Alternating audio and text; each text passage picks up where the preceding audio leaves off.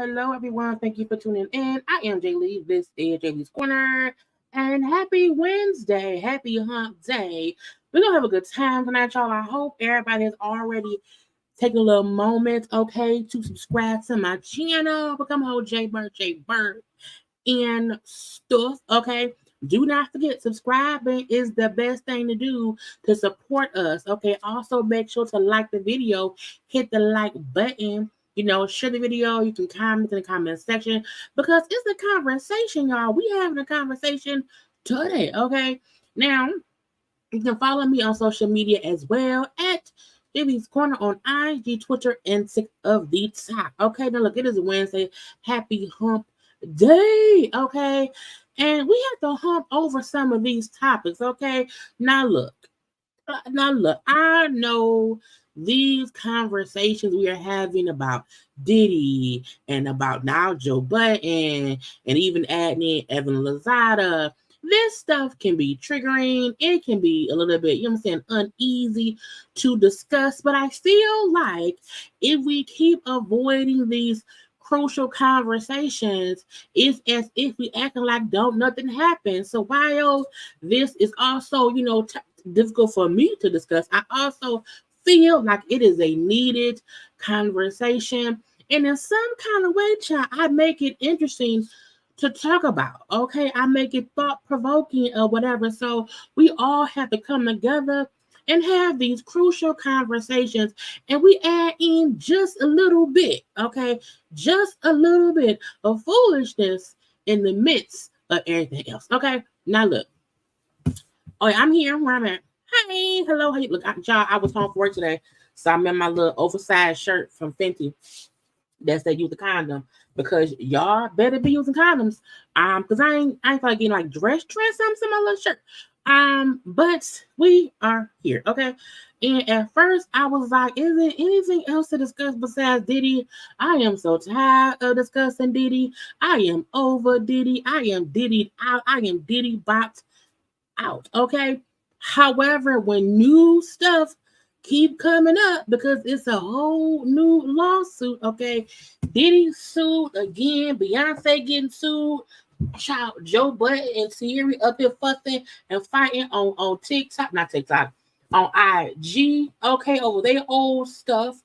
Evelyn Lozada speaking out, and people feel some kind of way about that. And 50 Cent up here with a Diddy documentary. I said, what in the what the? So, we just have to do what it is that we have to do. Okay. But thank you to those who are watching live. Thank you to those who always watch the replay. Look, I appreciate my live watchers. I really, really do. I love y'all. I also love the folks who watch while I'm off live because they can't make it at 9:23 at night or whatever. So I appreciate the live watchers, the rewatchers, my moderators, my members, okay, the JayBirds all up and through around here. Those of y'all who send me CashApp, those of y'all who send me papers, I appreciate y'all supporting me, okay, and my YouTube-ness, because you ain't got to, but you do, okay? So hi to everybody. We're going to have a good time regardless of the conversation that we have to talk about. A good time will always be had by all. Please make sure that you've already hit the like button, okay? Because it helps. If YouTube be around here, you have to be funny acting or whatever. So the engagement really helps. The engagement really helps push me further out into the atmosphere, okay? But hi to everybody, okay? Now I'm making my thumbnail. I was like, what is the topics I want to get in? I don't know. But it was an award. Well, it was a music event that happened. Look at my English. It's kind of high here. There was a event, okay, that happened a couple days ago. It was the 9th annual Black Music Honors Awards. And y'all know we like fashion. So I said, well, let's look at some of the people's outfits. Now, I said yesterday that, we're going to be getting right into the show. We're going to be having time to not get into the show. So you got to be here on time because we're going to start getting into stuff, period. Okay, so that way we ain't up here all night. It's already 9:30. Okay, plus we don't have much to discuss anyway, so ain't no point in trying to prolong it. Okay, but I'm telling y'all, start, if you can, not if you can. If you can, you gotta start getting here, on time. Okay, y'all know I'm gonna come on around 9:15. Okay, y'all know I'm gonna come on around 9:15. I set it for 9 so that y'all won't be late, sir. But you need to start getting here around 9:20 because we're gonna be starting or whatever. Okay, but hey, hello to the people. Hey, we're gonna get into that too, MP. We're gonna get into that too. Hey, Star. I'm sorry, I said Star. Stay smiling all day. Hey. Look, when I be making my thumbnails, I be trying to get the color coordination together because I hate a crazy, just chaotic thumbnail sometimes. And when I can get into, a color coordination, black is easy, but something. Also, I also feel like you can tell when some celebrities ain't nothing and gets on folks' nerve because when you try to Google the names, they ain't got that many pictures. Okay, they ain't got that many pictures. And it'd be messing me up. Okay, it'd be messing me up. Because sometimes the thumbnail depend on if I can get a good picture of somebody within my color scheme. Okay. But yes, a whole color coordinated thumbnail. Okay. Let's get into some fashions to discuss or whatever real quick with fast and in a hurry. Now, in my opinion, okay, I feel like some of these outfits is fine. Some of them are not. Now, I don't know what the annual Black Music Honors is because is it aired on TV? It must be on like TV One because I ain't never seen it. And it says the 9th annual, okay? And 9 years ago, I was what? 33. So I don't know about it. Okay. Anyway, we have Johnny Gill and MC Lights. Now, Johnny Gill, move your hands. What you have your hands, Johnny Gill. Johnny Gill out here all white. Okay, he want to be he on his godliness stuff with the turtleneck. Is it too high for a turtleneck? This happened like last week. They was in Atlanta. Ain't it hot in Atlanta? He in a whole turtleneck and a jacket. Shy. It must have been some real good air conditioner. Okay. Anyway, yeah. Johnny Gill. I like the outfit. You know what I'm saying? The jacket, the jacket, the not jacket, the tuxedo. It is a jacket. It is jacket. The jacket he's wearing is like an off-white cream color. Everything else is white. Little black shoes. Look so sunglasses. Johnny look like he'll steal your girlfriend. Okay, is he married? What? recollect. I feel like in my whole life, I don't ever recall hearing nothing about Johnny Gill in a relationship, a marriage. Had Johnny Gill has kept us out of his business? Let me Google it. Is Johnny Gill married? Is he married? Let's see. Johnny Gill was born in 66. They don't say he married though. I'm guessing he not because I don't see where it says yes. Okay.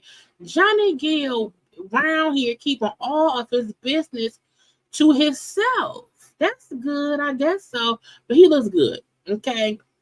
MC Light always looks amazing. I feel like she knows her style. She always looks great. She always seems happy, smiling. Okay. She never tries to go outside of herself and be something she isn't. You know, she look good in dresses and skirts and pantsuits and all that stuff. I love it. Now, even though it could have been a bit longer, I'm not mad at it either. Okay, I love her shoes. I love her shoes. Okay. I'm not done with y'all.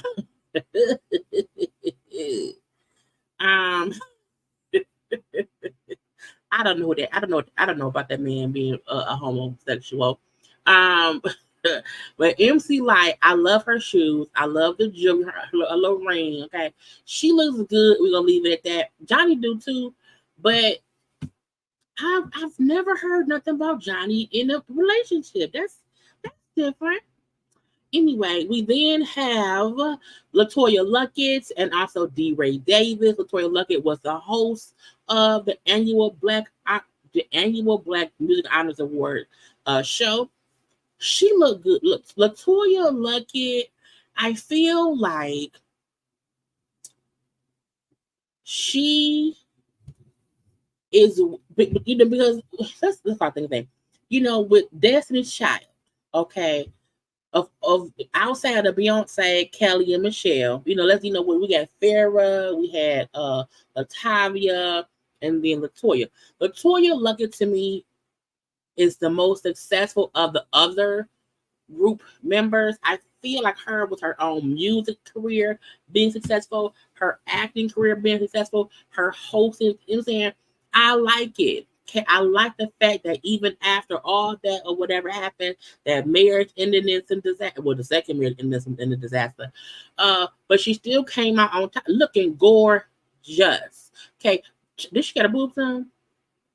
I feel or a good bra. But she looked good. Okay, she looked good. I love the dress. Y'all know we love a leg out. That poke that leg out, little thigh action, little thigh, little knee, little ankle. The shoes are cute too. The dress is a bit of couture. Okay, it fits her like a glove. It ain't too much to tea. Okay, because sometimes it be too much to tea. I love her hair, makeup, flawless. Okay, I love me some LaToya Luckett. I do. D-Ray Davis, it's a coat. He's wearing a coat. You know, and I say sometimes when you wear clothes, sometimes the statement piece is the coat. And the statement piece is the coat. Now, the coat do look like somebody threw some paint on him as he was walking around or whatever. It's real busy. It's real busy. I don't know if I like it. Like, I feel like with that coat, he should have had on some like brown or tan pants, not the same brown as the coat. But the black pants and the black shoes to me throws the coat off. Okay. You should have had on again like either some brown pants, some dark brown pants, but some of them kind of matches the coat, but like no, you know. So I think the pants and the shoes throw it off for me. The coat just look different. You know, the coat is wearing him. I agree. The coat is wearing him. And he's a handsome young, I don't know who he is. He's a handsome man or whatever. But sometimes when the coat is the statement piece, whatever you're wearing with the coat has to be the accent to the coat and the pants, because we can only see the pants and the shoes. We can't see nothing else. Okay. So it's a no for me. it's a no. But LaToya Luckett is a yes. And he's 42. He might. Somebody get that man some brown pants. Uh, next up, we have who is I don't remember who it is. Oh, Chrisette Michelle and Shanice. Do y'all know who Shanice is? You know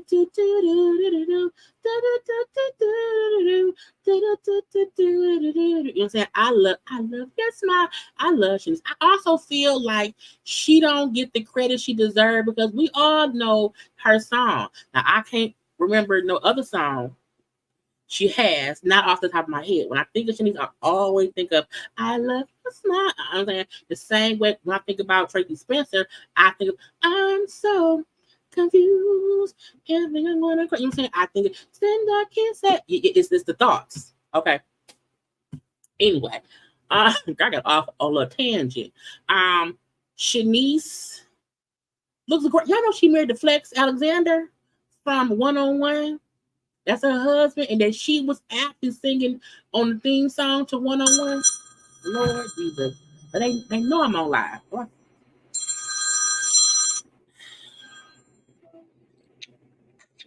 Hey. Y'all gonna call me as if I'm not on live. Oh, I'm sorry.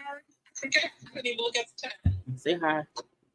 Don't say y'all. It wasn't me. Say hi to people. Hello. Oh, you're on live. Hey, sorry to interrupt you. It's okay. Hey, why can't you have faith, DJ? You tired? I'm doing something on my phone. Picture. Oh. Y'all called to tell me something? Or just in general? No, I was just calling you back and I realized I was still on with DJ and I'm like, oh, well, let me call him out and get him on the phone. I didn't think about you being on live. Hey to the JayBirds. I apologize for the interruption. Hopefully my audio was clear and all the JayBirds need to remember to like the video, subscribe and share. And I hope everybody's having a great Wednesday. Okay. I was to tell you the other day, I forgot.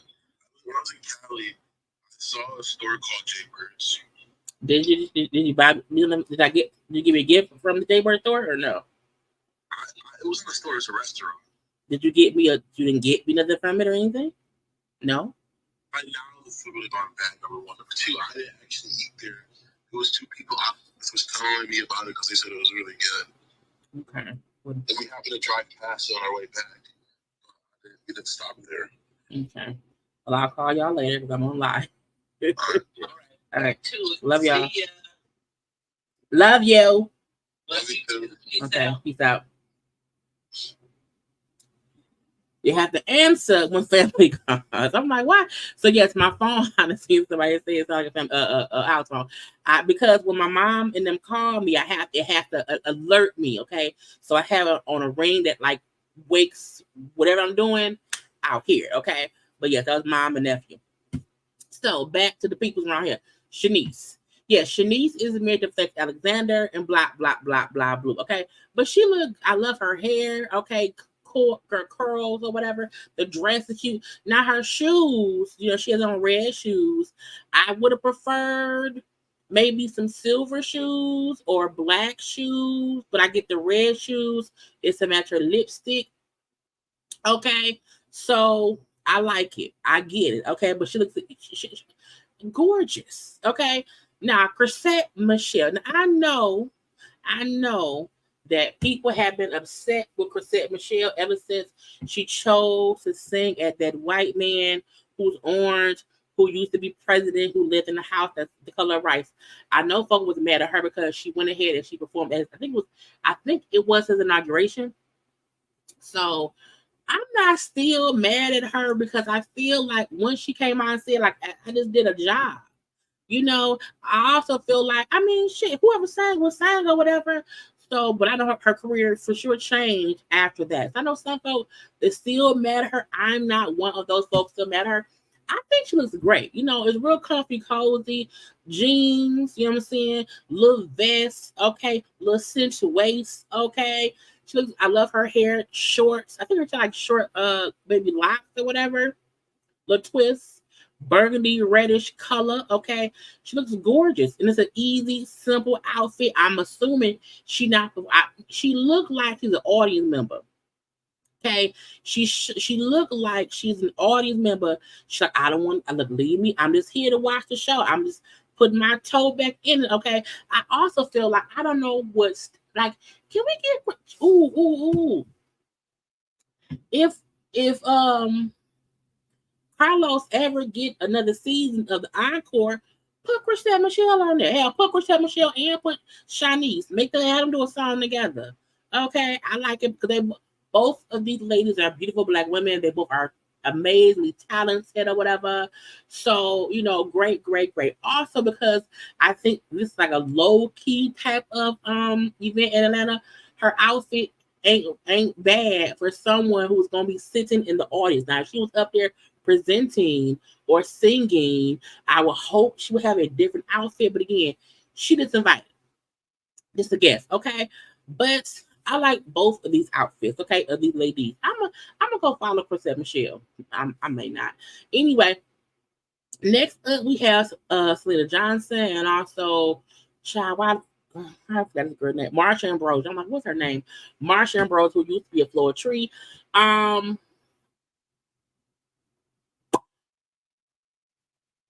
need Marsha to take off the sunglasses for some reason. I think for some reason I don't like the sunglasses on her for some. I don't know why, and I love sunglasses. Marsha looked like Lydia Dietz on Beetlejuice. You know what I'm saying? She looks cute though. Little boot, okay, little bit of a high low skirts with a little corset, a lot of lace, okay, little jacket, hair curled. Okay, and all that stuff. I mean, she looked good. Don't get me wrong or whatever. She looked good. You know what I'm saying? But when I said, hey, Lydia Deetz for Beetlejuice. I can't wait for the Beetlejuice movie to come out. Anyway, but yeah, I just wish she would take off the sunglasses. Okay, I'm leave that be. Selena Johnson face card ain't declining on no place that accepts a face card. Okay, gorgeous face. However, for some reason, in this picture, I feel like she looked like a skater, an ice skater, skating across the R&B streets of divas and stuff. Okay, but I love her hair. I love her makeup. It's not even that I don't like her outfit because ain't nothing wrong with it. Okay, I don't know if it's not cinched enough. I think she maybe needed a belt. Even maybe if the dress was to the floor, or maybe if it was shorter, but for some reason it's giving me skater, But that's on her. We're gonna leave her alone because but I just don't. Something about it just seems different to me, and I'm hoping that maybe one day she'll put a belt on when she wear it. If she ever wear it again, I hope she put a belt on with it, and then I make it be even prettier. Okay. Next up, we have parts of SWV. Okay, we have Taj and Lily. Coco was not there. I said they're going back to dressing real down, like going back to the casual look or whatever. We've seen them on other occasions, all dressed up. This also makes me feel like if you live in Atlanta, you may know this event ain't like a fancy event. You don't have to dress up because Chrisette Michelle in them jeans, honey, and then these two in these. Taj is in cargo pants. Taj is in cargo pants and SWV jacket, as if we don't know who she is. Okay, Taj, we know you. We will always know you are a legend. Take off the SWV jacket. Just feel like, why would you wear SWV? Like, we know who you is, man. What are you doing? And Lily is in all black. It's still cute though. Take glasses off. But again, it's real simple. Okay, it's real. Like I'm just here so I don't get fired. It's real. I'm here to sit in the audience. Okay, I'm a viewer.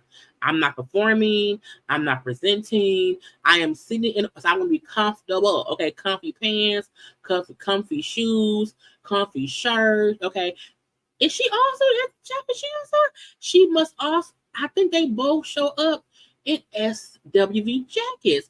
Lily just has the hair covering the look ethic. Child. Okay, it's fine.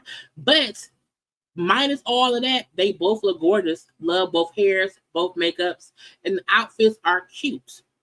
a part of me just wish they did not have on the SWV bomber jacket. Even if they had on a cute, Taj would have had on a cute camo print kimono. And if Lily would have had, they should have wore kimonos with their outfits. Okay, Taj should have had on a kimono that was camouflage print. Lily should have had on a burgundy one that matches the shades and her sunglasses or whatever. That would have been cute. That's just me. Okay, but again, they look cute nonetheless. Next up, we have two of the members of Next. Now I'm like, y'all know Next. The little RL and the other two boys. Now, I have not really seen them in years. Okay. I don't know. What is the third one at? Did he die? I just look. When I have not historical, when I have not seen people for a while and they're a group, I just assume if we don't see all the members, is the other one dead? I don't know. But these two came, I'm like, why they dress? They dress like they're going to the moon. The moon boots, the cow prints. Now RL is just in all black, but around his feet is giving me moon boot. Okay, moon boot.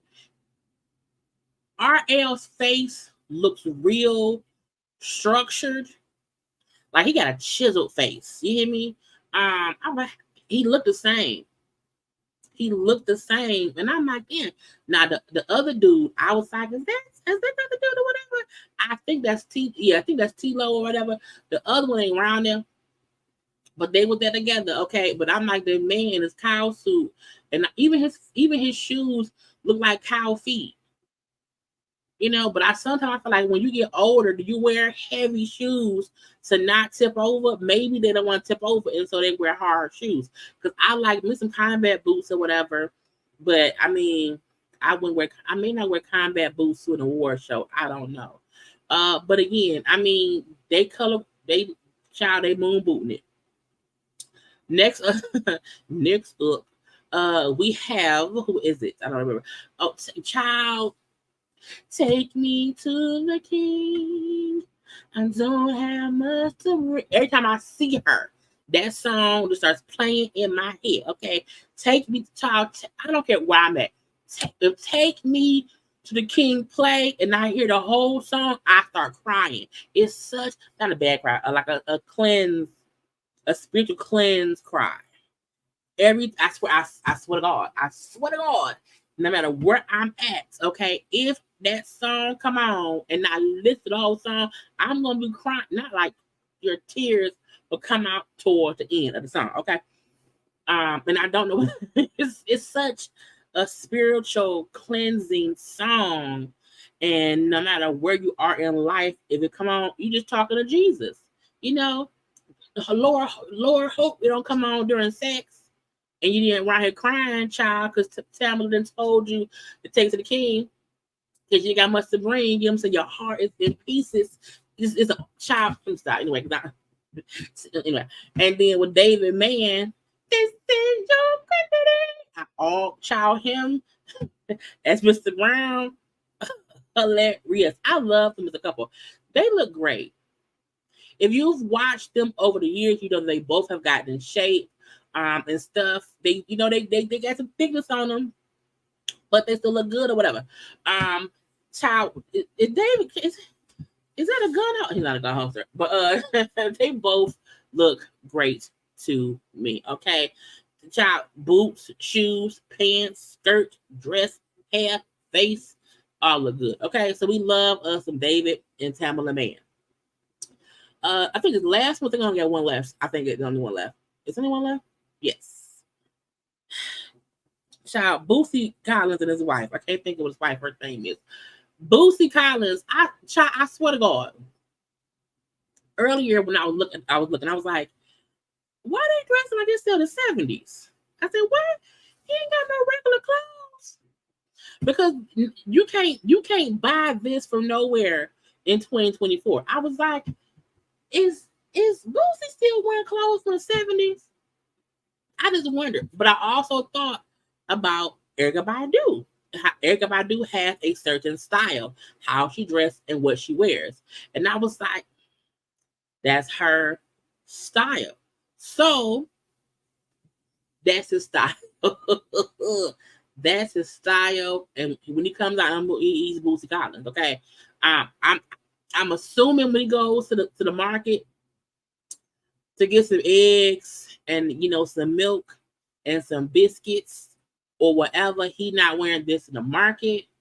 But if you come into an award show, you're Bootsy Collins or whatever, come as you are a 1976 pimp with your bottom bitch, okay? And that's his wife, you hear me, or whatever. So, good. But I'm like, sir, what? Her outfit, I'm like, is it Fox Cleopatra? Child, I said, Lord, but I'm out. I was like, but Erykah Badu, George Clinton, even with Prince clothes. This was, was a style too. It wasn't even in a certain decade. You know what I'm saying? But Boosie around here, it's just. I said, you a pimp in your own about a bitch, cause her hair, like that's not current hair, and I'm thinking it's a wig too. I just, I child. Look, they look good. They look good for what they wear, so we can't be mad at that. Okay. Anyway, okay, that's part of the fashion stuff. Okay. Now I want to, because I had like maybe 3. Let me share my screen. I had like 3 more looks that I had seen on the Eye of the G. Okay, let me get it on up for y'all, because y'all know I be trying to get the screens right. I be trying my best to get the screens right. We're wrong screen. Boom. That's what we're doing. Now the other 3, where is it? I first seen Kerry Washington, and I was like, "Ooh, look at her shoes. Ooh, I love her shoe. Like it's the heel on this shoe. Now I love the dress as well. The fact that the dress has these layers to it. I love that it's not to the floor. I love it comes right above the ankle. I said, ooh, I love it. From every angle. I love it. And she's a petite woman and everything or whatever. I love it. Face card, undeclinable. Okay, civil hair pulled back. I feel like when folks, because folks always say to me, why your hair always up in a bun? Bitch, where else is it supposed to be? I don't want to keep, the reason I always have my hair up in a bun, I hate having hair on me. With my hair down, I'm always doing this because I hate having hair on me. Even when I get braids, I just put them up in a bun. Okay. So I love when people can a simple pull back bun, a simple little ponytail. You know what I'm saying? And I love it. I love it. Okay. The back, simple strap. Okay. This, and it's the shoes. Y'all, the heels. The perfect like chocolate brown shoe.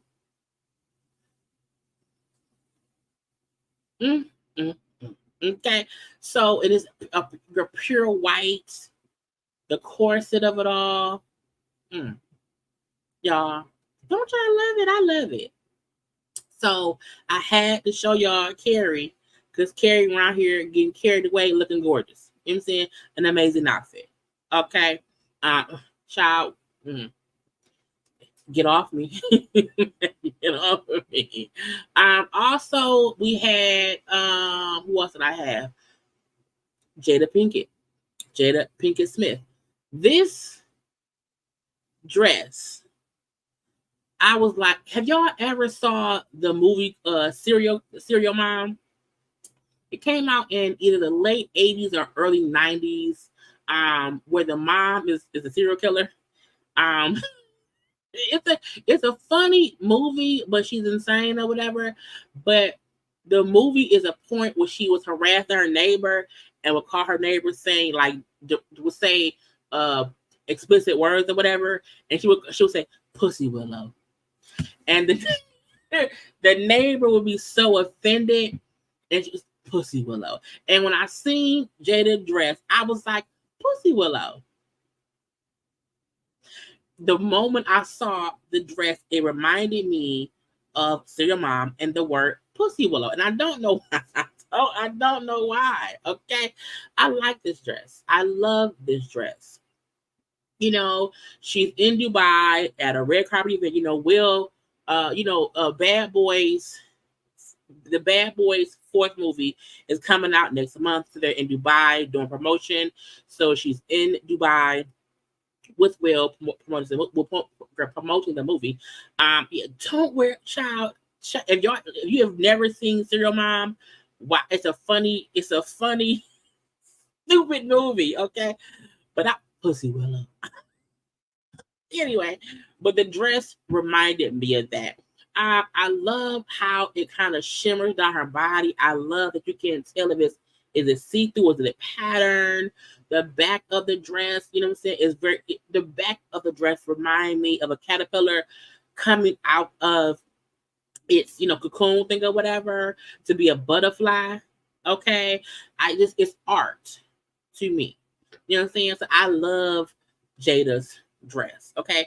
And folk who don't like Jada, I don't care. I still like Jada. Okay.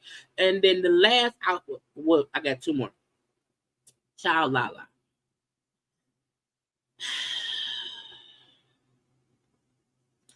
Lala, close your mouth. Okay. I like her boots. I like the purse. I don't try. Lala is a beautiful woman. She can't act, but she's beautiful. And I like her earrings. The boots are cute. I still feel like her booty is a bit too big. Sometimes for the outfits or whatever. Like sometimes it just looks like because we at this point we know Lala has stuff done to her booty. Like no tea, no shade. Okay, no tea, no shade. Okay, but I just the boots and the purse do not go with the shirt or the shorts.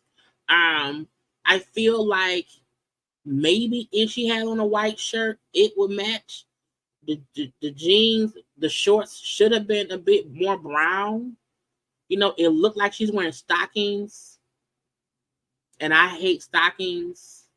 The best part of her outfit to me are the boots. I love the boots. Love the boots. I also love the handbag. But sometimes folk probably tell Lala to put on something. She put it on, child, and she come around here and she tell y'all it's fashion, okay? And I'm like, whatever. But yes. Anyway, well, no, when Sweet Key was saying "Don't wear white after Labor Day," that's a line in the movie Serial Mom. You have to watch Serial Mom to get it. But yeah, I don't think anyone now follows that "Don't wear white after Labor Day." But in Serial Mom, it was an issue.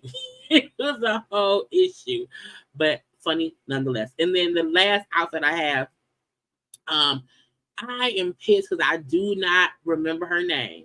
Let me go to her page. Danielle Pinnock. I'm like, I knew, but I could not remember it. Danielle Pinnock, she plays on Ghost. Ghost is a show on CBS. I think it's on season 3 or 4. I love her on that show. And I try my best to try to find fashion of plus size women as well. But some plus size women don't dress cute, okay? But I like her dress because she was going to the Gracie Awards. Look, I always say you can't allow people to dress your body as if you're big. You just have them dress your body for your body. And sometimes I think we see plus size women, and when they're dressed, when people make clothes for them, it just be wrong. I love this dress on her. Okay, I love the color, and she's also short, like because I'm sure I'm only 5'2", and the dress has drama. It's cute. Now y'all know I don't like no wet hair look. Y'all know how I feel about that. I hate that. I really, really do. Okay. She was saying how she wanted to look. That's her and Risa Tisa. She had said how she wanted to play Risa Tisa if they ever do a movie. And her and Risa, put the damn purse down. Okay, Risa, you could. Put the purse down, Risa. Okay. Anyway, plus size women unite. Okay, we have to support our other plus size women who dress cute and stuff. Okay, and I love the fact that the clothes that she's wearing are not ugly. You know what I'm saying? She's not wearing clothes that I am not for. I am not 4'11". I am 5'2". But people are surprised when they. I'm short. I don't know why folks think I'm not. I'm short. But I like her style. You know, and again, if you have not watched the show Ghost, again, Ghost is on CBS. Yeah, they have 3 seasons already. They have a 4th season coming up. But you know, it's a funny show. It's a show about a couple inherits a house. The house has ghosts. The lady hit her head. She can then see ghosts. So the wife can see and talk to the ghost. The husband cannot, and it's just comedy ensues, and it's hilariously funny. It's a really good show. Okay, so it's a really good feel good show, and because I feel like we don't have enough feel good shows, when I find one, I love it and I like it. Okay. Yep, it's also on Paramount Plus. It's on Paramount Plus. Paramount Plus has so many great little shows or whatever. So if you have not watched, it's a really good watch. There's also like a British version of it. They have like 2 seasons. I didn't really like the British version. I didn't. It made me mad. It's not weird. I feel like I get that it seems weird, but it's not weird. It's weird because you think it's weird, but once you start watching it, it's not weird. You know. Yeah, I seen the other version. It was like 2 seasons of that version, and I'm like, I don't like it. I didn't like the ghosts. Even though the ghosts are the same, but I didn't like the ghosts. Okay. But anyway, Danielle Pinnock, again, we loved her outfit. Okay, it's a beautiful. Anyway, let's get back to the other stuff. Okay, now because I saved a lot, but let me take these things off because I got to make sure that what we covered is already gone. Now, what's on my thumbnail though? That's what matters. Now a lot of foolishness is on. I think it. Oh no, it's other stuff. So we're gonna get to that stuff in a second. The cast for the Housewives of Beverly Hills have been announced. So it's season 14. Put my box back up. It's season 14. We have been hoping and praying and wishing that Kyle and Dorit would be put off the show.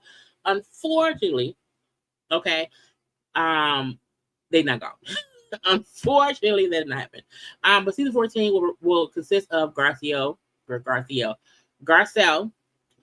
Erica, Dorit, Kyle, Sutton, newbie Bozama St. John, Kathy Hilton and Jennifer Tilly are friends.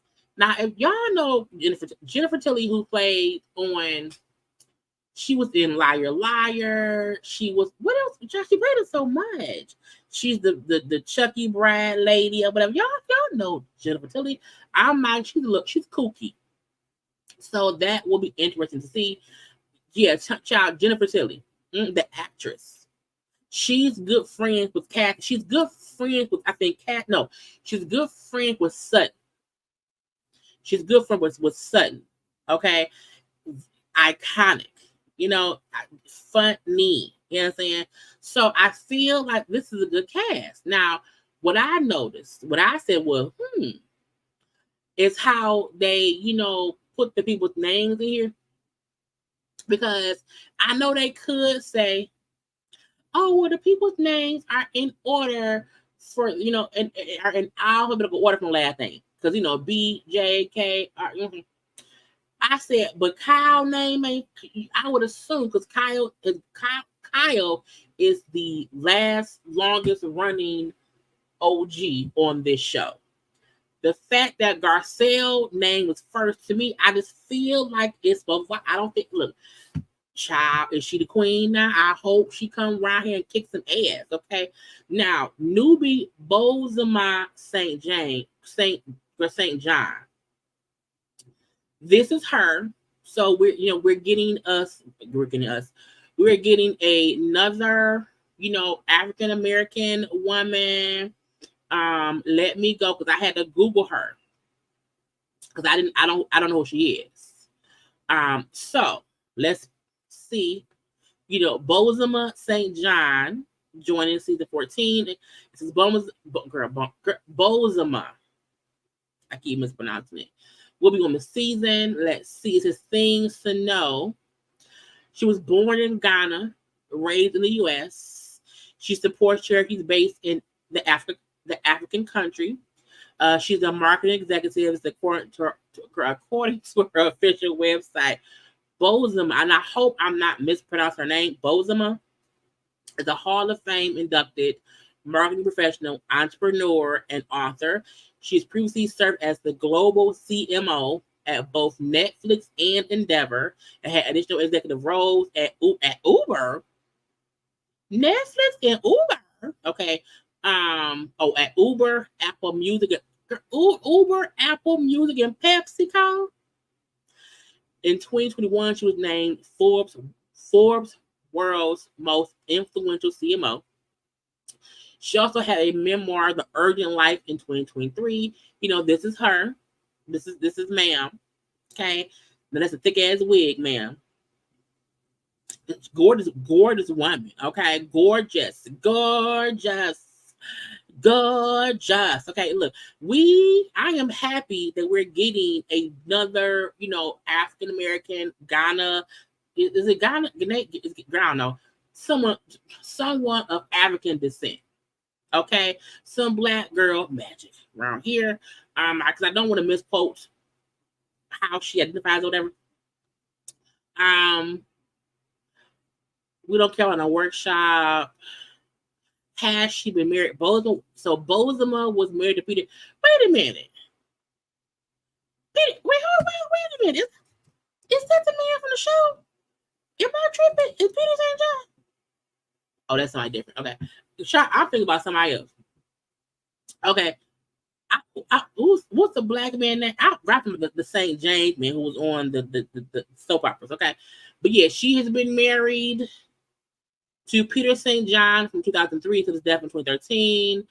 He died from cancer. Both shared 2 children with Peter, daughters Eve and Lael.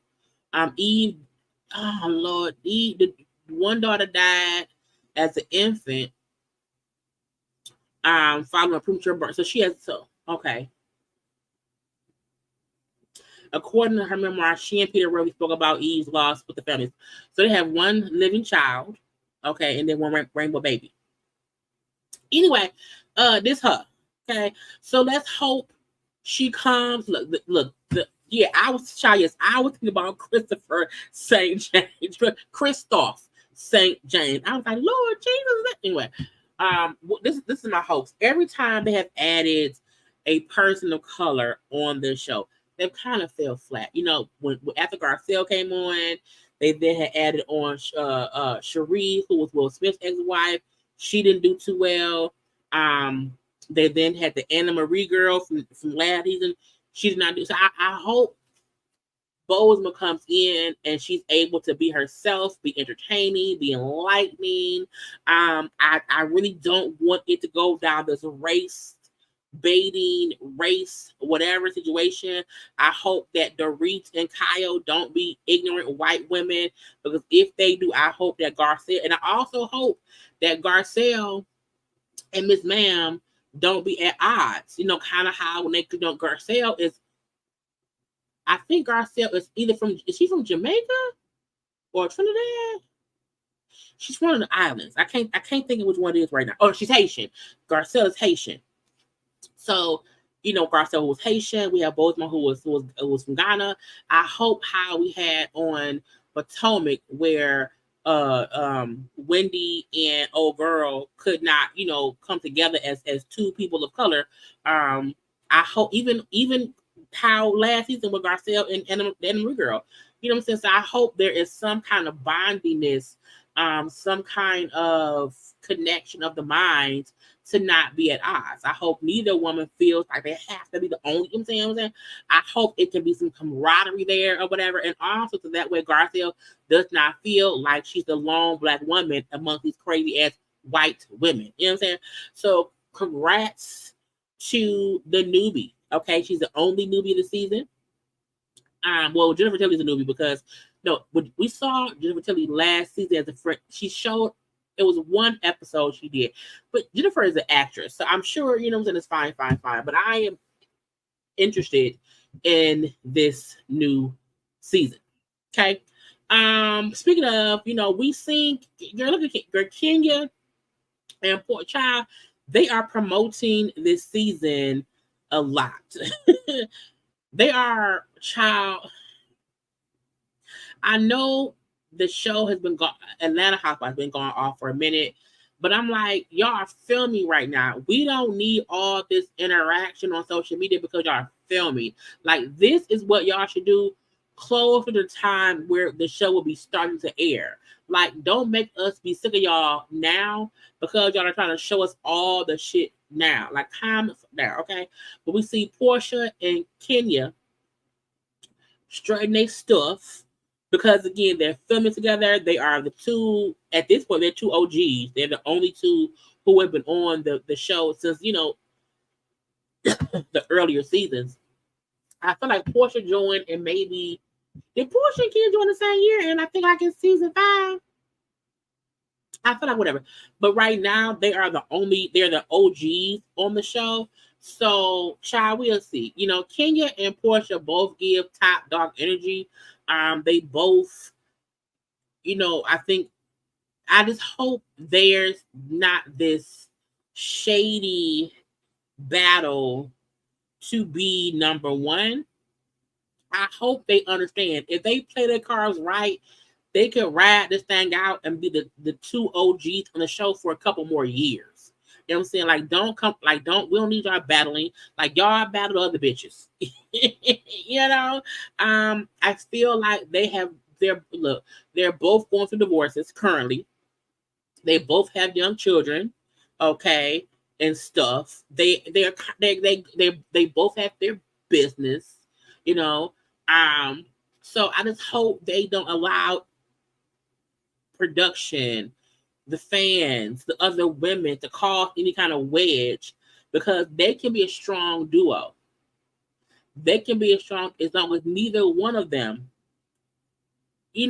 start to acting crazy. So kudos to them for coming together. So while they was around here walking around together, straighten their stuff, okay, another person, around here want to do the same. I was like, Sheree.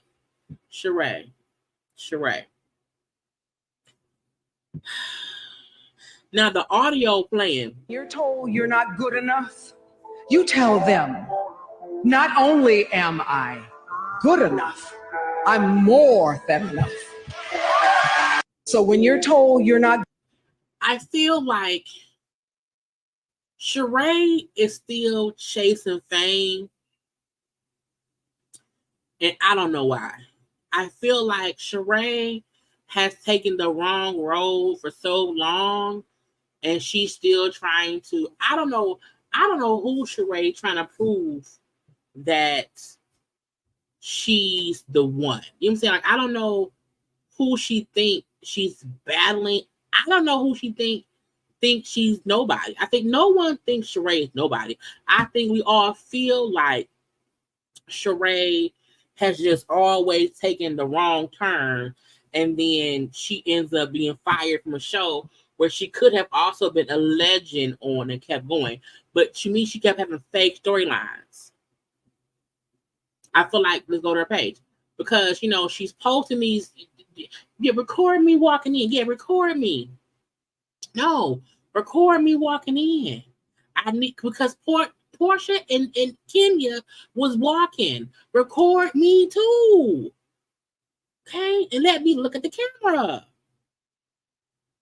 Do what I asked you. So Sheree is trying, in my opinion, seem relevant for some reason where she, like, you're Sheree. The Sheree's misstep was trying to prove that she was something, you know, or whatever. Like, you just be something. You know what I'm saying? That was her mistake. Even her child, I'm gonna film me. Sheree still wants to act like she's the one. And I'm trying, she's also a model for Facetune. However, you know, Sheree don't need to come back to Housewives, in my opinion. Sheree really needs to focus on something other than Housewives because she just never has an actual factual storyline. And I feel like it's because she doesn't live an authentic life. Like, I don't know what to do with Sheree. And I think once she realizes that she's misstepped and she's lost some kind of opportunity, she then like, okay, what else can I do to get attention? Girl, go ask Carlos. Come on now. Carlos. But that's what made me feel like Carlos, the fact that Carlos, because my thing is, I don't think that Nene or Sheree can't do a different show somewhere else. The fact that there has to be a network somewhere that would want some kind of Sheree Nene show if they were really that popular. I feel like people don't think Sheree and Nene has enough going on to hold down the show. Like, they're both OG, they're both, funny, whatever. But what they're gonna do? What they gonna go to lunch? Candy. Nene's store closed. Her lounge is closed. She closed down the lounge. She don't have that store no more. We ain't heard shit about She by Sheree. It's like, what would the show be? And he just made that Bad and Bougie show that ain't nobody watch with them folks we didn't care about in that ensemble way. You created a show with an ensemble cast with Malaysia and not with Sheree and not with Nene. To me, that means even Carlos know he can't get a show off the ground with two of the top housewives from Atlanta. That ain't me being shady. That's me saying if Carlos King, I'm the reality king. If you put on a show about being bad and bougie, about chicks in Atlanta, okay, and you just chose to not do one with Nene or Sheree, okay. Okay. I don't make the news. I just discuss the things. Okay. Anyway, if y'all want to, y'all go ahead around there and y'all buy some stuff from She by Sheree because she wants the money. Keisha Cole wants y'all to know. Okay, she wants y'all to be aware. She like make sure y'all are paying a lot of attention. Okay, to what I'm telling y'all. Cheating don't even cross your mind when you got who you want.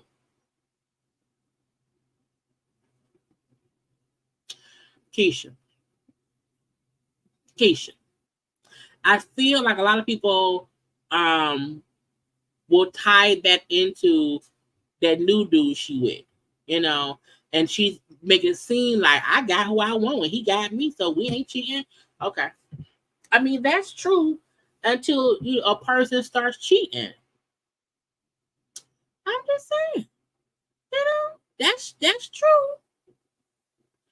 until you start cheating. So sometimes I feel like when you're already in the news and the blog because of this new relationship with this new young man who's in his 20s or whatever, like sometimes it's better just not say shit because folks gonna look at you like, girl, what you mean? Girl, stop. And then the stuff go wrong. See, we told you. See, you talking about what up? You know what I'm saying? So I sometimes just leave it be. But Keisha told y'all, look, the man you want, okay, the man you want, he will want you. Because he don't want no. But that's what she said. What else I want to get into before we get to the foolishness? Oh, let's do some Meg and Cardi. So, y'all, look, so we talked about it yesterday. Well, yesterday. We know that Meg sold out the Garden. Okay. But we did not know at the time when we talked about it that she was gonna bring out Cardi B. Child, this Meg posted this little, reel of her time at Madison Square Gardens. Child, all them people, sold out. And the fact of the matter is, she had to show it because some folks doubted her. She brought out Cardi B. I think they said in Chicago, she brought out, I think maybe Natalie Nunn, which I'm like, why? Anyway, but Cardi B came out, did stuff with her, did stuff with Glow. It looked like, and I can't play any audio because the audio is the song is playing, but it, child, amazing. When Cardi came out, you could not even hear the song for how loud they were for Cardi, Meg, and also Glorilla. And I feel like it's amazing because so many people doubted her as if she could not do this, and she's doing it. And I feel like also because she's posting, clips from the shows, the other shows coming up, I feel like more people are probably buying tickets. And I just think it's, and Cardi came out, girl, let me see if you can hear it. I can't play music. But it's a good time, a good ass time. Not all the ass shot. Cardi, go put your ass down somewhere, okay? Go put your ass down somewhere. And I love Cardi, okay? But I love it also Glow coming out because they all have songs, together, whatever. So amazing. Okay, it seemed like everybody had fun. Again, when I kept watching it or whatever, the crowd was so loud that when Cardi came out, I'm talking about that one. When Cardi came out, you could not hear nothing besides the screams. And I could tell that Cardi could not hear the music because you couldn't hear nothing. You could not, get my search keep fucking up. You could not hear nothing, okay? Let me see. They was hanging out after, okay? Drinking, good times being had by all. And look, female rap, okay? Female rap having unity, even we know that Nicki brought out a couple girls on her thing too. So I'm not knocking that, whatever. But just seeing the three of them enjoying time on the stage, doing a song, the crowd going crazy. Both Glow and Meg doing great on this tour. And Cardi coming on out to have a little time, child, and Meg, like, girl, body, okay. And I think this is probably also just her spirit can also be like just rejuvenated. You know what I'm saying? She's been through a lot over the past couple of years, and I think not enough people want to recognize what she's been through. So the fact that she's having this good ass sold out tour, Cardi, get your hand out your cool. What are you doing? Get your hand out your cool. Okay. Child fun. Young women touring, doing shows, having fun, dancing, bongoing or whatever. Look, if you're hating, you're a hater. You hear me? If you hating, you are a hater. Okay, they all look great. Okay. No one needs nothing else done. Okay. And it's just amazing to see just the camaraderie, the support, the fun, the entertainment of it all. Like, that's all that matters, okay? So you can't be hating hoes. Gotta stop hating hoes, okay, all day. Don't be a hating hoe, okay? I try my best to not be a hate and hope. I wanna find a video of when Meg brought her out. Is the music on? The music is playing. Yeah, because I don't want to play at the wrong time, child. Because this let me see. Because when Megan when Cardi came up from the ground, child, when I say that crowd went freaking bananas, you couldn't hear no music, okay, none at all. Also, kudos to Rep Jasmine Crockett. She's filed a trademark, the trademark bleach blonde bad built bush body, and will sell t-shirts and other merch. Get your coin. Get your coin. Okay, get your coin. Because please believe, people were going to try to make shirts, try to do merch with bleach blonde, bad built, butch body stuff. She was smart. Trademark. Because look, ain't nobody ever thought to put them words together. Okay, ain't nobody thought, oh, I'll make a bleach blonde, bad built, butch body thing. Who said that? Rep Jasmine Crockett. And by her trademarking it, this is the thing. By her trademarking it, anybody who has stuff using it they won't be able to use it, or they can't sell it. You know, they can't sell it. Bleach blonde, bad built, bush body bitch is what I would have said. I would have added a bitch on the end, okay? Bleach blonde, bad built, butch body bitch is what I would have said, okay? But either way I go, I am happy that she's like, get your coin.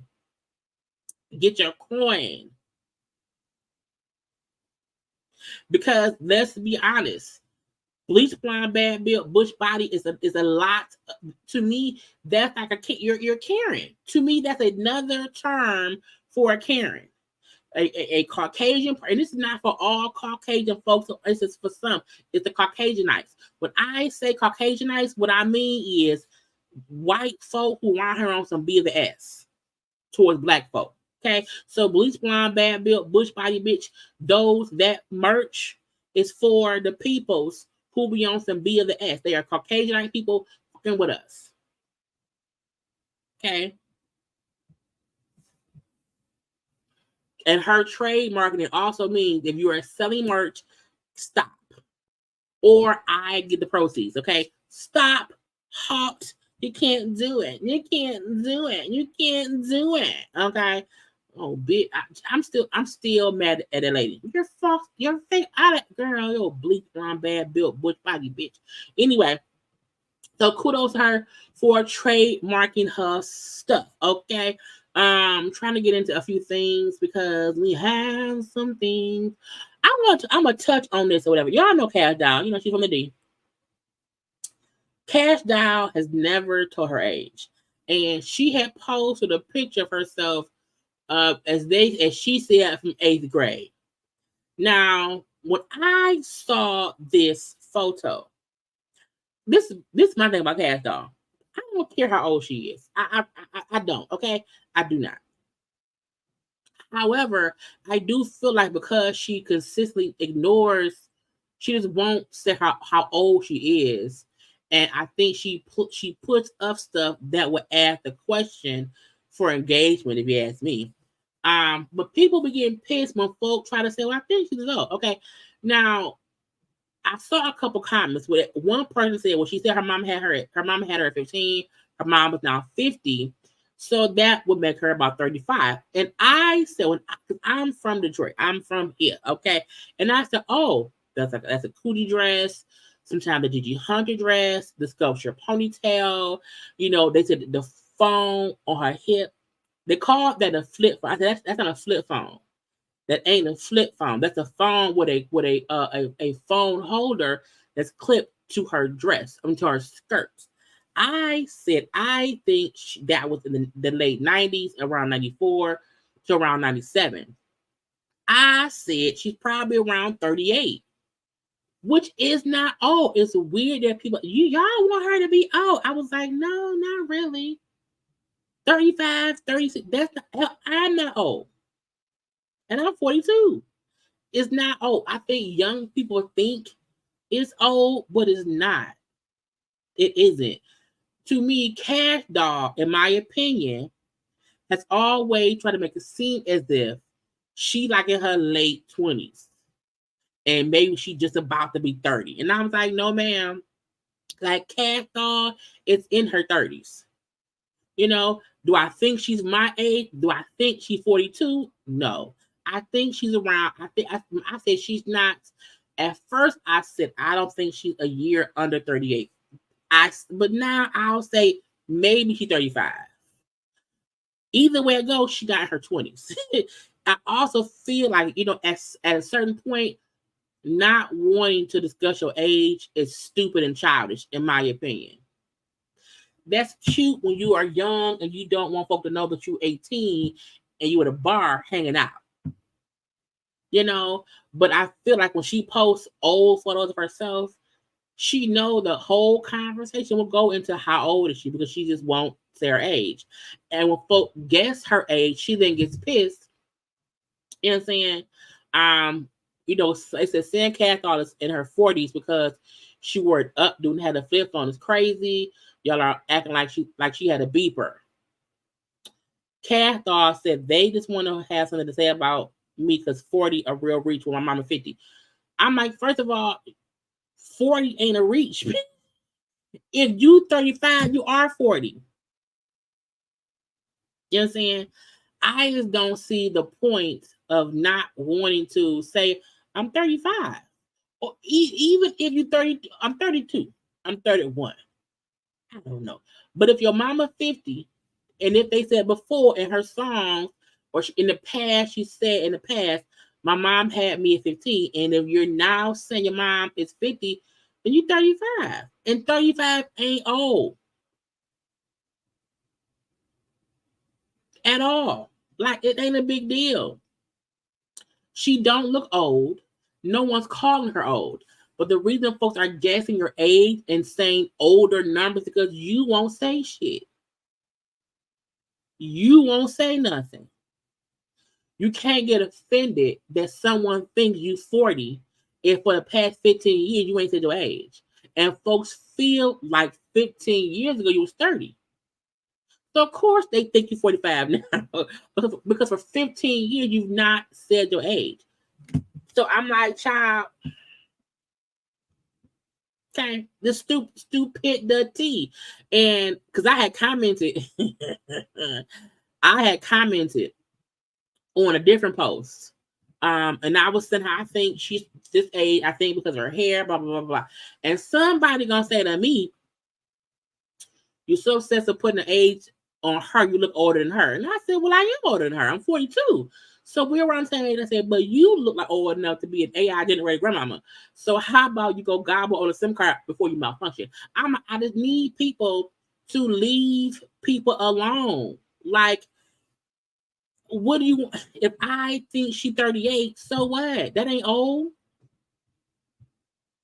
That ain't old. It's like, stop. More people want to defend her age as if someone's calling her old, when it's like, no, bitch, if you put up a post and say this mean they great with a sculpture ponytail and in a cootie dress, I'm gonna think, oh, okay, I remember the day, the 90s. The 90s.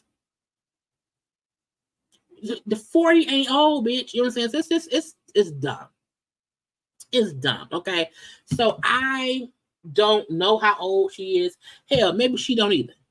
Okay, maybe she don't. Maybe she has no idea how old she is. Either way it go, girl, leave it alone. Okay. I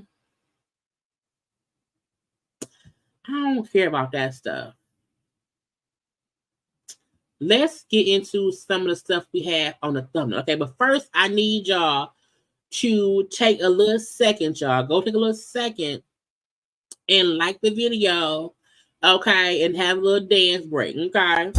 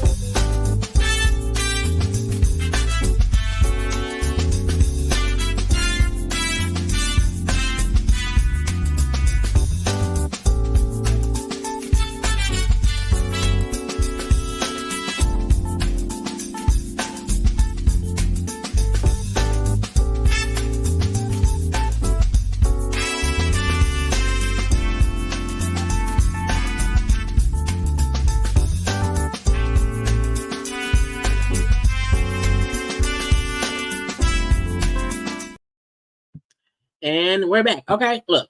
I love my dance videos. The dance videos are always amazing. I'm working on a new one. Okay. Uh, Beyonce and Freedom, and the people around here is getting sued. Folks always trying to sue Beyonce. So Beyonce is being sued for copyright infringements. Okay, for a song "Break My Soul." Child, that album, and people just like, look, it's mine. It ain't yours, it's mine. I want my money. "Break My Soul" was a huge success. Folk loved the song. I did too.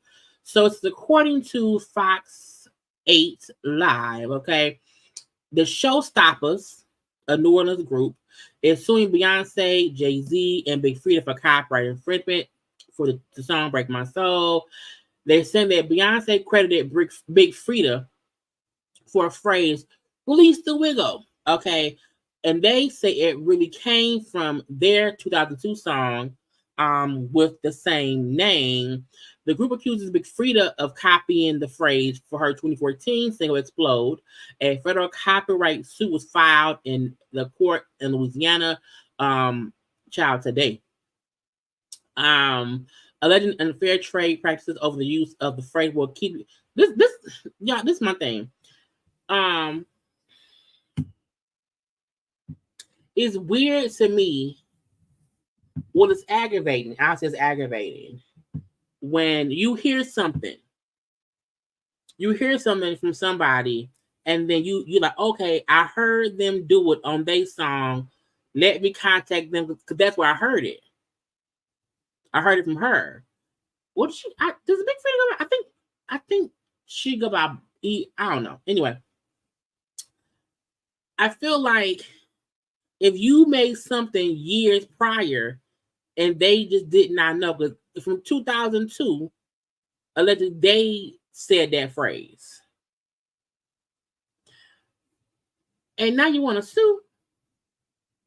Now, I'm sure Beyonce and them will get that person, if it's true, will give them their things. Okay, it reminded me of the fact that y'all know when Cisco on his song, thong song, said "Living La Vida Loca," that because he said that phrase, how he said it, the owners of the song, live Ricky Martin and them, like they got paid for his song because he said it in that way. And had he said it differently or whatever, it would have.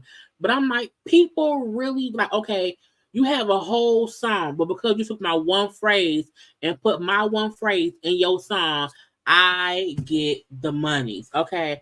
I was like, child. Okay. And again, it's saying because Beyonce and them credited Big Freedia for the phrase "release the wiggle," and theirs and the phrase came from their song from 2002, not from her song in 2014. I'm like, bitch, I'm not Google. How am I supposed to know? I heard it from this person. Like, to me, should they be suing Big Freedia? Because my thing is this: did you not sue Big Freedia when Big Freedia had it in her song? If you did not sue Big Freedia back in 2014, why would you sue Beyonce now in 2022? Because you didn't sue Big Freedia. But again, they say some folk will allow people to use their stuff, allow it to make some money so they can then sue you and get some money. Okay? Now, again, it's a new lawsuit. It's the new copyright infringement thing. It does not mean that Beyonce will lose, win, or whatever. It's brand new. And, look, I feel like copyright infringement happened. Like, I don't know that somebody said that phrase 20 years ago. I would have no idea that somebody else said a phrase 20 years ago. I feel like that's crazy. And I also feel like before you do a copyright infringement suit, You can't reach out to the folks and say, "Hey, this is my shit. I own this. You want to have this shit off the books, or you want to go to court?" Because my thought process for stuff always is, if you see somebody use your stuff and you don't like it, contact them and say, "Hey, take it down or credit me or whatever you want to do."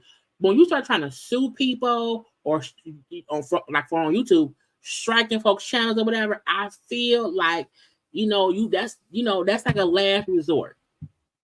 You know what I'm saying? But we shall see what's gonna happen. But I'm like, folks, and I'm like, to me, this ain't even a Beyonce thing. Because Frida is from New Orleans or from Louisiana. So is this group. So that's probably something they say down there.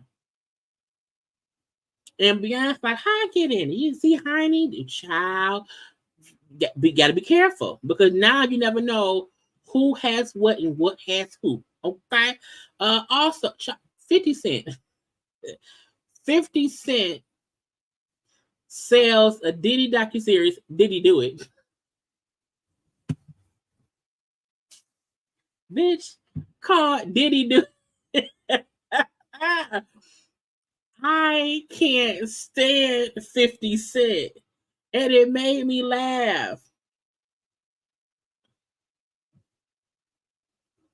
Child. 50 Cent sells a Diddy docuseries called Diddy Do It to Netflix after a bidding war. Okay. He said, if more victims keep coming, I'll need more episodes. I was like, bitch. Now y'all know I never watched the TMZ docuseries on Tubi. I have never watched Tubi. No, I haven't. It's weird to me. So, because I don't know. Okay. So I didn't watch the Tubi one. 50 Cent said TMZ used this fat boy picture of me because their doc went to Tubi. Laughed out loud. It's okay, guys. We're all making great television minds. Just happens to be the best. Netflix wins the bidding war, but if more videos keep coming, I'm gonna need more episodes. Now,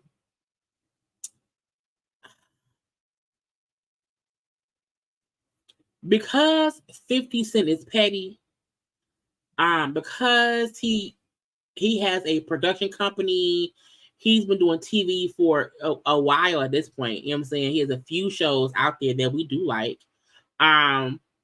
It won't be, it is on Netflix. Okay. I'm gonna have to watch it. Now, I do wonder, will this be about Diddy himself? Will this be about the victims? Will this be how they did the Aura of the Kelly documentary? I just wonder how it will go. I just hope it's done in a professional way. I hope it ain't on no BS. And that, people's story, needs to be told. Now, 50, I really hope and pray that you don't have no skeletons in your closet that's gonna fall out. Because who gonna do your move? You know what I'm saying? So I'm hoping that 50 don't have. Now, we know the one baby mama already accused him of things or whatever. So I'm just saying it could be you. So the downfall of Diddy down on Tubi down there, and then Diddy Do It coming soon to Netflix. And even the fact that the picture is like case files of Diddy over the years. Child, 50 Cent, has he been planning this? He's been waiting for this, okay? Because it's always something, okay? It's always something. Now, on top of the Diddy Do It, okay, Shaka Khan's daughter called out Diddy, okay? She said, I'm glad this is happening to you. You got in my mother's face and publicly disrespected her, yelling and screaming like a lunatic when my little brother tried to get you out of my mother's face. She needs some periods. A wrong sentence. Your security jumped my 19-year-old brother. These may be your dark days, but I'm singing and dancing, watching your demise. Mom, isn't it great?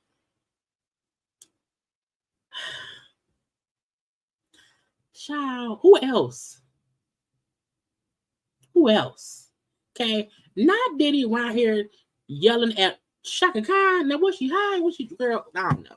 My point is, people is really out here like, you know what I'm saying? Diddy on some bullshit, Diddy on some bullshit, and your security jump my brother. You yelled at my mama. I don't like you. So the downfall of Diddy keeps coming. Okay.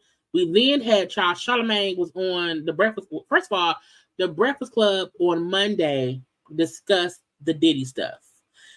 I have been disappointed in the Breakfast Club for a long time. I will say that one day, the coverage they did that one day of the video of his apology, I like that they fully held him accountable. Charlamagne gave him Donkey of the Day. Like, that conversation was great. I liked it. The following day, but whatever. But Charlamagne was on The View.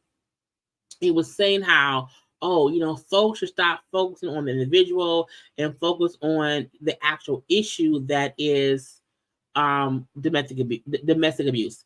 Now, we have to focus on both. He was trying to say that so many folks are saying Diddy did it, Diddy, blah, blah, blah, blah, blah. And in the regular world, there are many Cassies who are being abused and no one is telling their story. And I'm like, but that's the get you gotcha. We have to keep having the conversations. You know what I'm saying? So many times people don't want to talk about it because it is triggering. It really, really is triggering. However, if we keep just ignoring it, if we keep not talking about it, if we keep hiding in the shadows and not putting a name to the face of an abuser, what you want to happen? Like, to me, is this story huge because of Diddy? Yes. However, because it's Diddy, it's opened up a full conversation about DV across the board.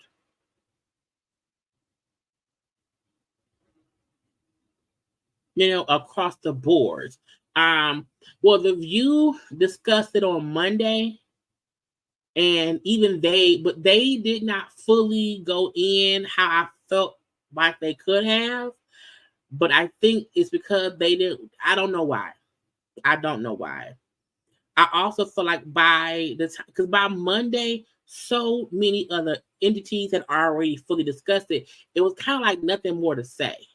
You know what I'm saying? Like, because it's like no one gonna say, "Oh, that was fine." Like, I think everyone was just disgusted by it. So, but they did address it on Monday. And then Charlamagne was on today. I didn't watch it though. But we're gonna leave that be. Now, I want to, because Diddy has a whole new case. So this lady right here, I have a thing of where it's that. So this is her right here. I'm removing the pop on the screen. So her name is Crystal McKinney, and she is the newest person to file a lawsuit against him. I was like, Lord Jesus. Okay. Now, she had won a modeling show on MTV back in 98 and whatever. And this is her like now. You know what I'm saying? And she has a lawsuit, but I pulled the lawsuit, y'all. Because I feel like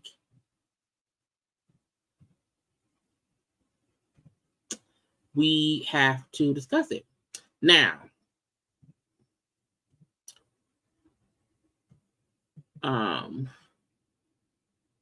the fact that she's suing, what's her name? Crystal McKinney, she's going after Sean Combs, P. Diddy, Bad Boy record label, Bad Boy Entertainment, Bad Boy Holding, Sean John Clothing Line, Universal Music Group, and all that stuff, okay? So she's going after everybody that ain't anything to do with it, you know what I'm saying? Now, we're not going to get much into this, okay? But I want to say, when it was talking about how much, let me see where it's at. look, Diddy, Grammy Award musician, rapper, blah, blah, blah. How he founded Bad Boy Records in 92. And in 2008, he was the first male rapper to get a star on the. I said, how the fuck was Diddy the first rapper to get a star on the Hollywood? I said, Diddy? Anyway, it says in 2022, Forbes estimated that Diddy is one of the wealthiest hip hop artists in America and has a net worth of over $1 billion. So when you think about it, when they keep putting up how Cassie got 30 mil, allegedly, when they keep saying that Cassie got 30 million, if you think about it, if Puff is worth over $1 billion, him having to pay Cassie 30 million is nothing. Okay, nothing. Which is crazy to me. Let's see. This is also upon information and belief. Diddy had a long history of committing abuse against women. They brought up Kathy lawsuit. They brought up the Joy Dickerson lawsuit. They brought up Liza Gardner lawsuits. They brought up a Jane Doe lawsuits.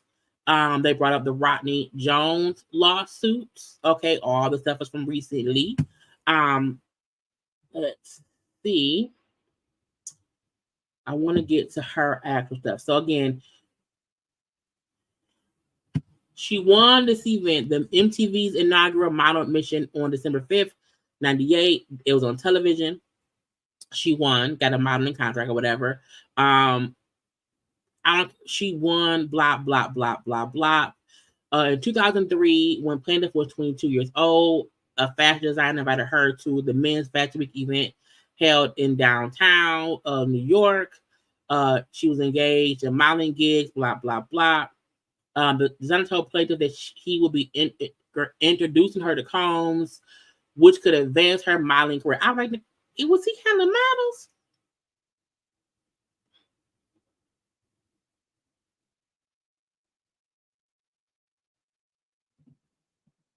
Because the designer telling her Diddy could advance her modeling career. Okay. The designer began to direct plaintiff's appearance as he sought to ensure Combs found her attractive. Designer instructed the plaintiff to go to Elizabeth Arden to get a root touch-up to ensure she was a platinum blonde. Now over the years, did Diddy like blondes?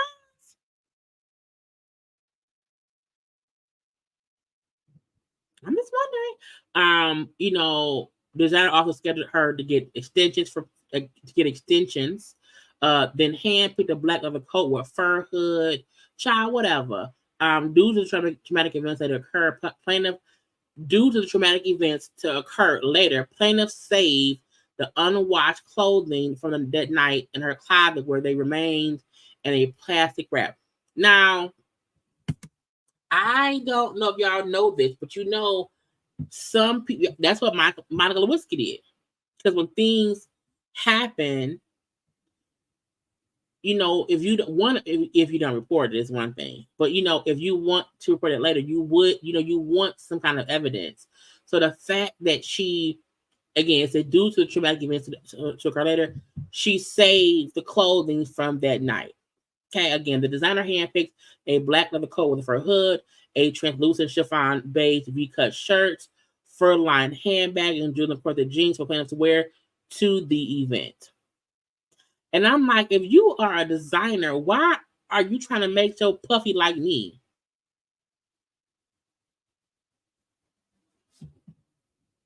I'm just wondering. Soon thereafter, plaintiff took a car to the downtown area where the designer was dining with Combs and other guests. Plaintiff felt a little control over the event that she was directed what to do and put on display for the others in attendance. Plaintiff sat down at an empty seat next to the designer, but he insisted that she sit down directly across from Combs instead. Once seated, Combs made a very public display of coming on to her sexually. So at the dinner, in a sexually suggestive manner, which continued throughout dinner. For the Tahiry, Combs bestowed compliments on plaintiffs by stating, for example, that she was beautiful and that her eyes were gorgeous. Later, at a more intimate volume, Combs told plaintiff, we're going to make it big one day as a model. He said he would help her career. Combs gave her his phone number. Combs was flirtatious, bordering on leering as he leaned across the table with her. Combs also applied patient with alcohol. Throughout the dinner, he repeatedly refilled her glass with wine. Combs told plaintiff after the interview ended that he wanted to get to know her better. Said to call me. Blah blah blah blah blah. Later that night, Combs requested the plaintiff to come see him at the studio. Plaintiff felt reassured that she would be with others rather alone. Plaintiff felt reassured that she would be with others at the studio rather alone at a residence. When she arrived, it was him with several other men together. They were passing around Hennessy and joints. She sat down with Combs. Do you smoke weed? She said, yeah. And then told her, you never had weed like this before. She think the weed was laced. I'm trying to read through it a little bit because it's just her, gave me liquor, gave me weed. I felt laced, a powerful weed, good laced weed or whatever. Although plaintiff insisted that she had enough after that, Combs pressured her to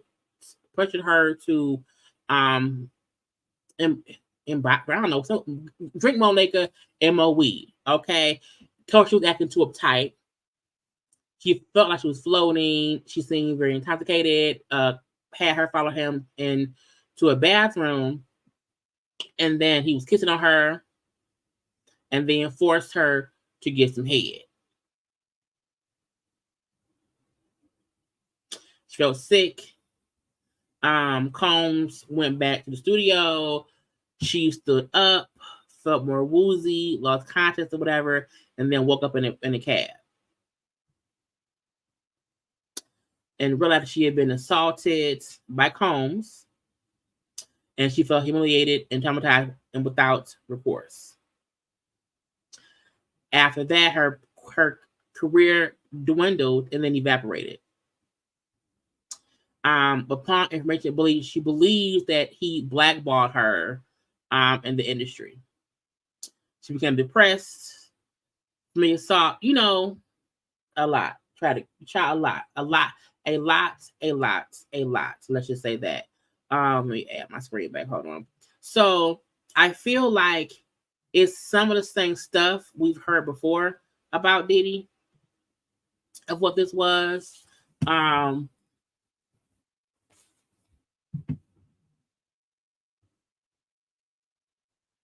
There's no accusation that Diddy can come up with now where folk won't believe that whatever someone said that he did. Even if she lying, he did it. Solely because we now know what he's capable of. And not only that, she has the clothes. So that alone, if his DNA on the clothes, child, I mean, people have said that video proof of what he did was the beginning of it. The fact that now this girl, again, her name Crystal McKinney, is accusing him of what she's accusing him of. And she allegedly has proof as far as she kept the clothes from that night.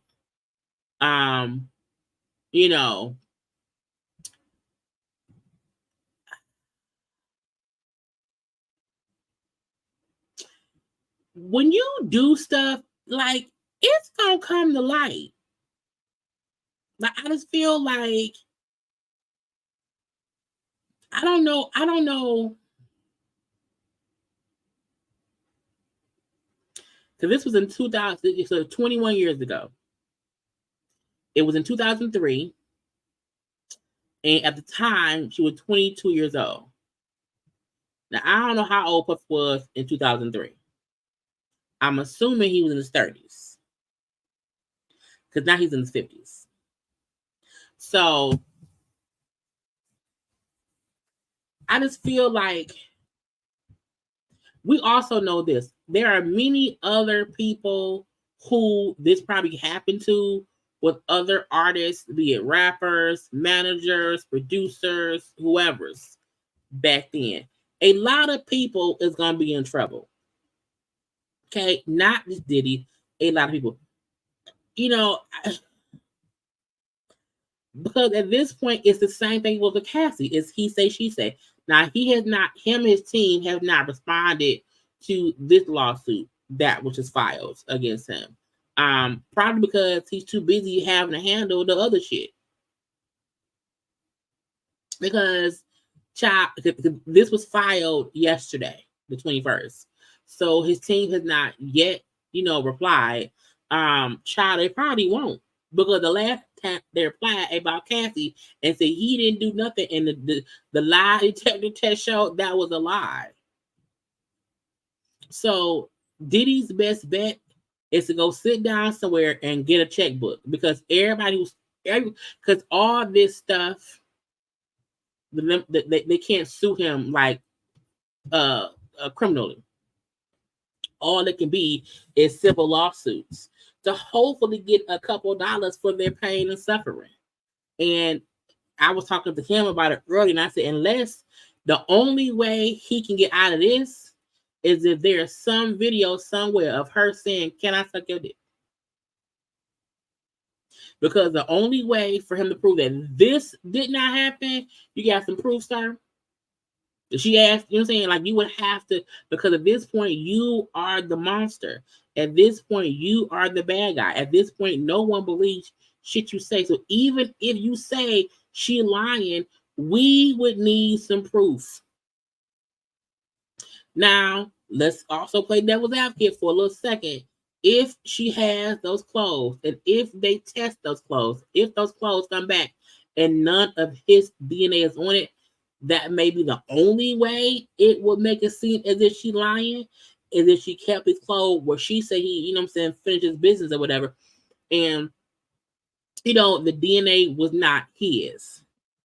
If it was, and I don't mean it come back inconclusive. I mean, it comes back that it is unequivocally not his DNA. Okay. That's the only way he would be able to come out innocent in this. Okay. And also, you think about it, I think sometimes men don't think, oh, who keep the clothes? Who keep... She said they were kept in a plastic bag, like in her closet. A lot of SA victims keeps the stuff they were wearing, and they put it in a bag, because if you don't know nothing else, let me tell you this: if you don't know nothing else, and God forbid anyone has to deal with this in the future, if you are ever in this type of situation, you should absolutely keep the clothes. If you've ever watched, any medical show, I remember Grey's Anatomy, a couple seasons ago had an episode, had an episode where a woman was assaulted and went to the ER and was in such shock that she ain't able to do whatever. And the episode was fully about the process of what happens when someone suffers from an SA.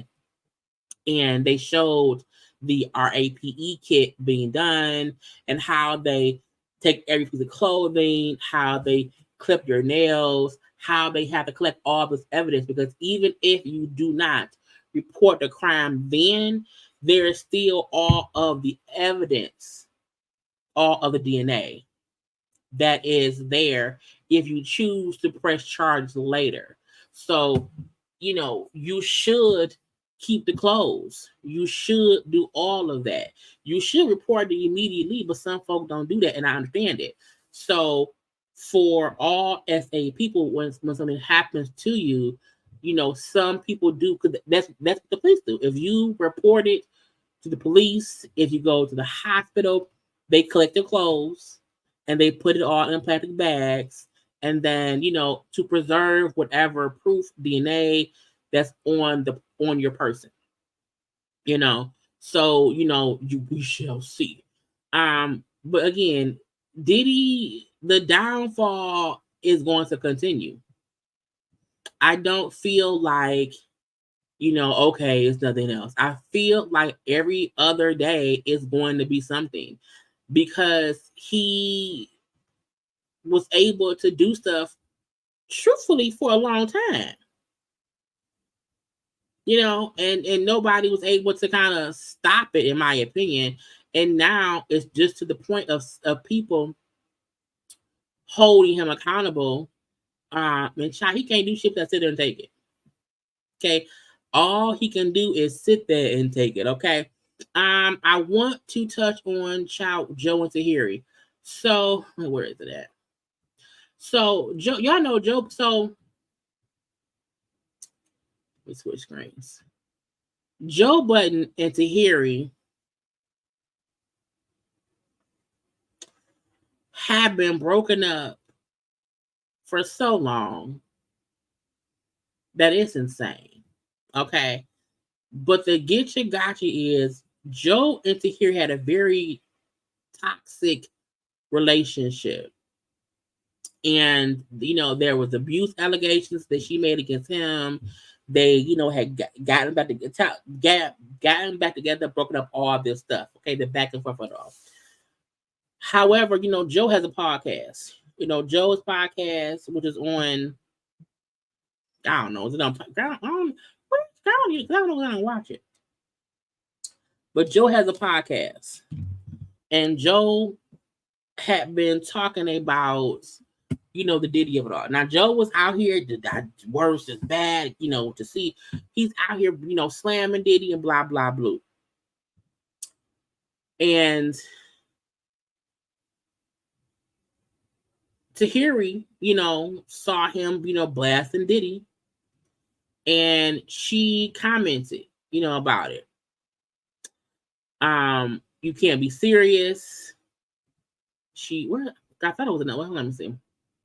Because I had a couple of different posts to show their interaction. No, that isn't either. Child, this is what happened when I say too much shit.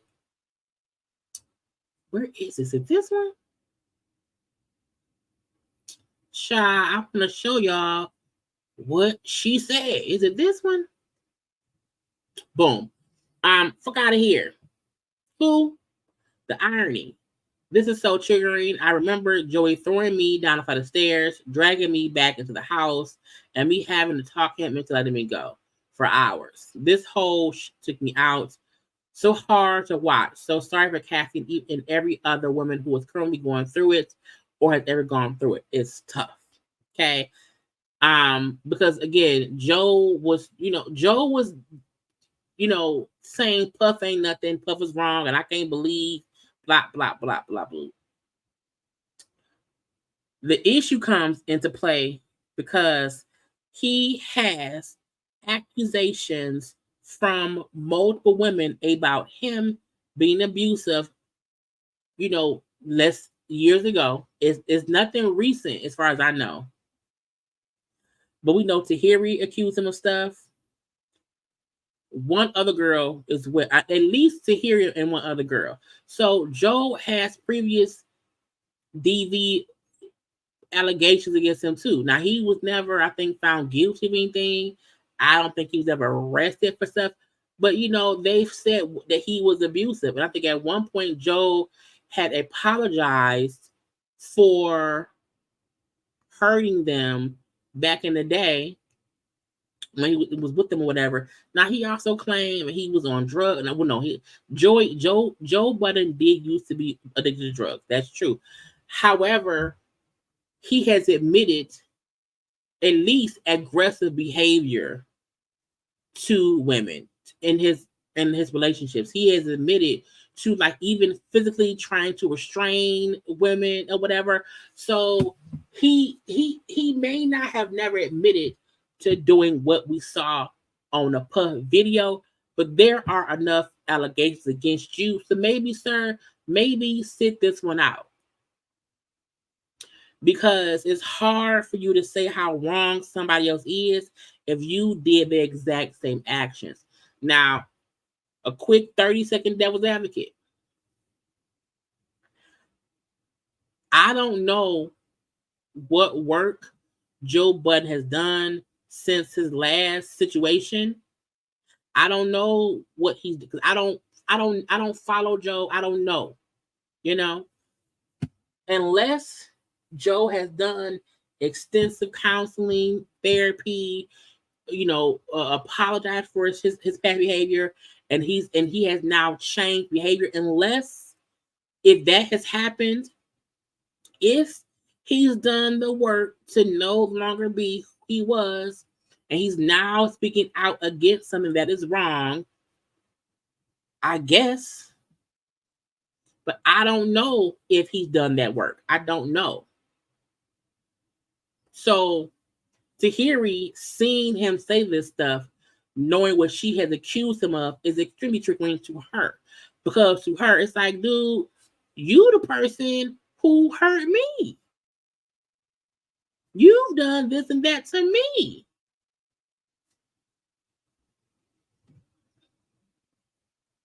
Mother, you know what I'm saying? So, period. So, when she put that stuff out there, child, Joseph, let me find, as y'all see, I had all this same stuff around here.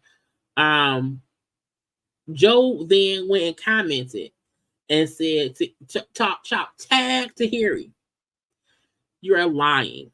No, you are a lying, failed gold digger that has abused, targeted, and manipulated many men. Outside of me, you lack an identity, which is why you tried desperately to attach yourself to me for over 15 years. The last time I saw you, I purchased a mattress from you, and you were very happy. And you were happy you made the sale. You were fine then. There was that night after Starlet 6 years ago when you invited me inside your new place. You were fine then too. You were on my body your entire last stint on Love and Hip Hop, and tried your best to disrespect my son's mother in the process. I had to ask producers to keep you away from us like the cancer you are. Yet you continue to slight my name online because it's your identity. I don't speak to you or about you because it's low vibrational. You're a low-level Dickman con woman that's been lying about you already know for ages. I pray you heal and move on one day. Hopefully this is our last exchange. Prayer to all real victims.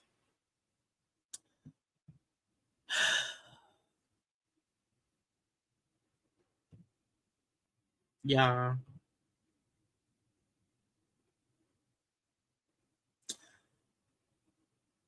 I feel two ways. I feel two ways. I don't even want to be fair to Joe, but I have to be a little bit fair. I'll say this about it.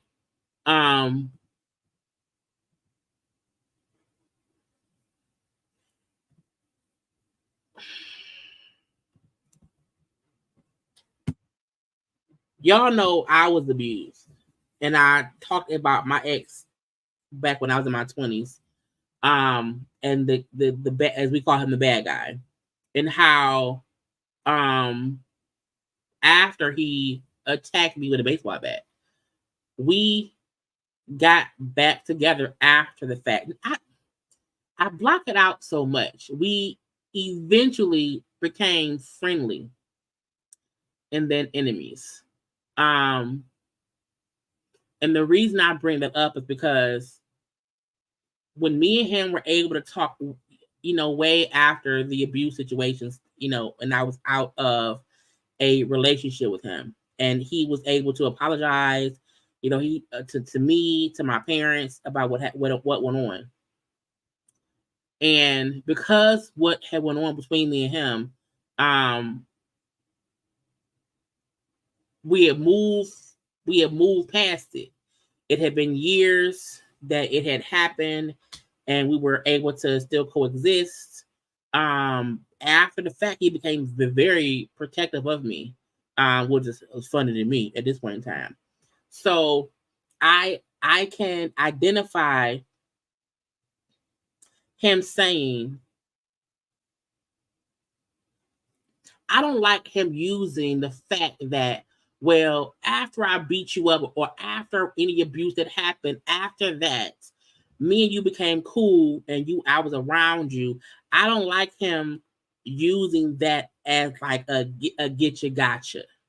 I mean, I can understand someone saying, because my ex, who we became friends after the fact, and it had been years since anything physical had happened between us. And then one night he was at my house, he was upset, and we were arguing, and he got aggressive, and it scared me, even though it had been years since anything had happened between us. The stuff that used to happen is still triggered me years later. And he was upset at me, like, why don't you be scared of me? I'm like, nigga, because what you used to do, of what you used to do. So the fact that Joe don't understand that even if the abuse happened years ago and y'all have been cool in between that time, if you do something that triggers them, it's still a trigger. So, him saying, I get him saying, the stuff that you said I did, since then, you've had me in your house and blah, blah, blah, blah, blah, blah, blah. But I still feel like, sir, her point still remains.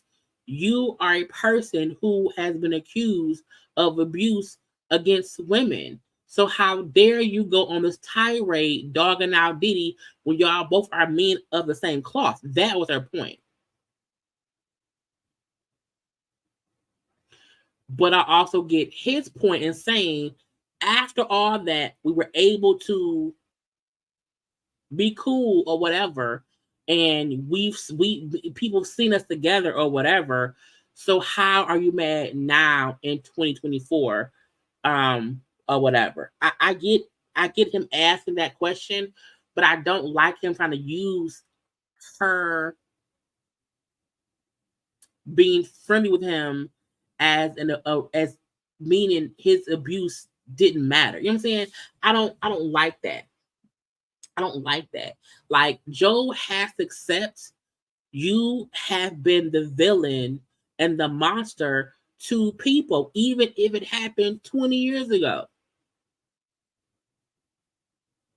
And you can't make it seem as if they can't be upset about what you put them through. And her saying, how dare you be around here talking cash shit when you've done what Diddy did? Exactly. So that was her point. So now, that bullshit. Okay. Now, to play devil's advocate,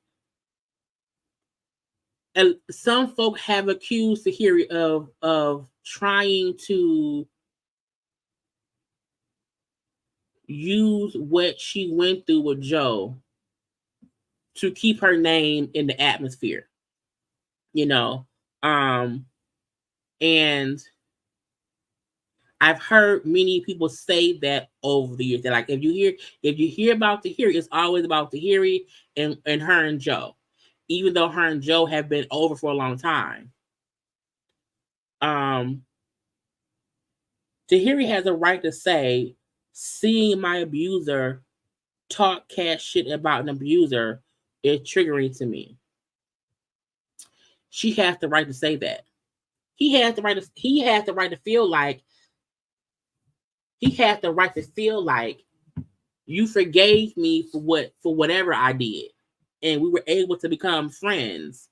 So you can't keep dragging me for what I did if you forgave me for it.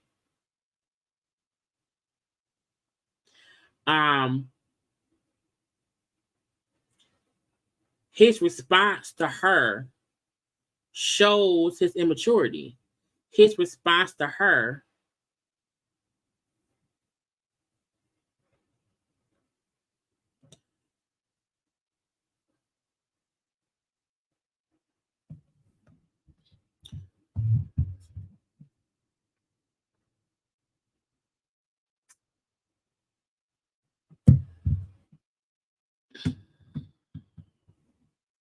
I'm not gonna do it.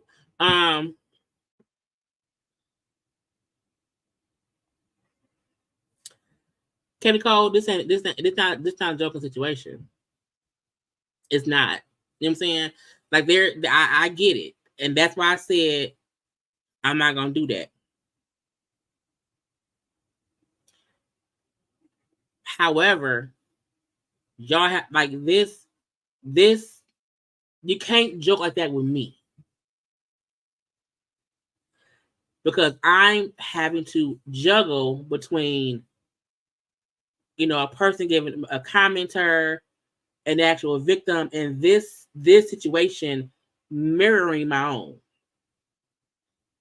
So I'm gonna ask you not to joke. Okay. I'm politely asked not to joke about this.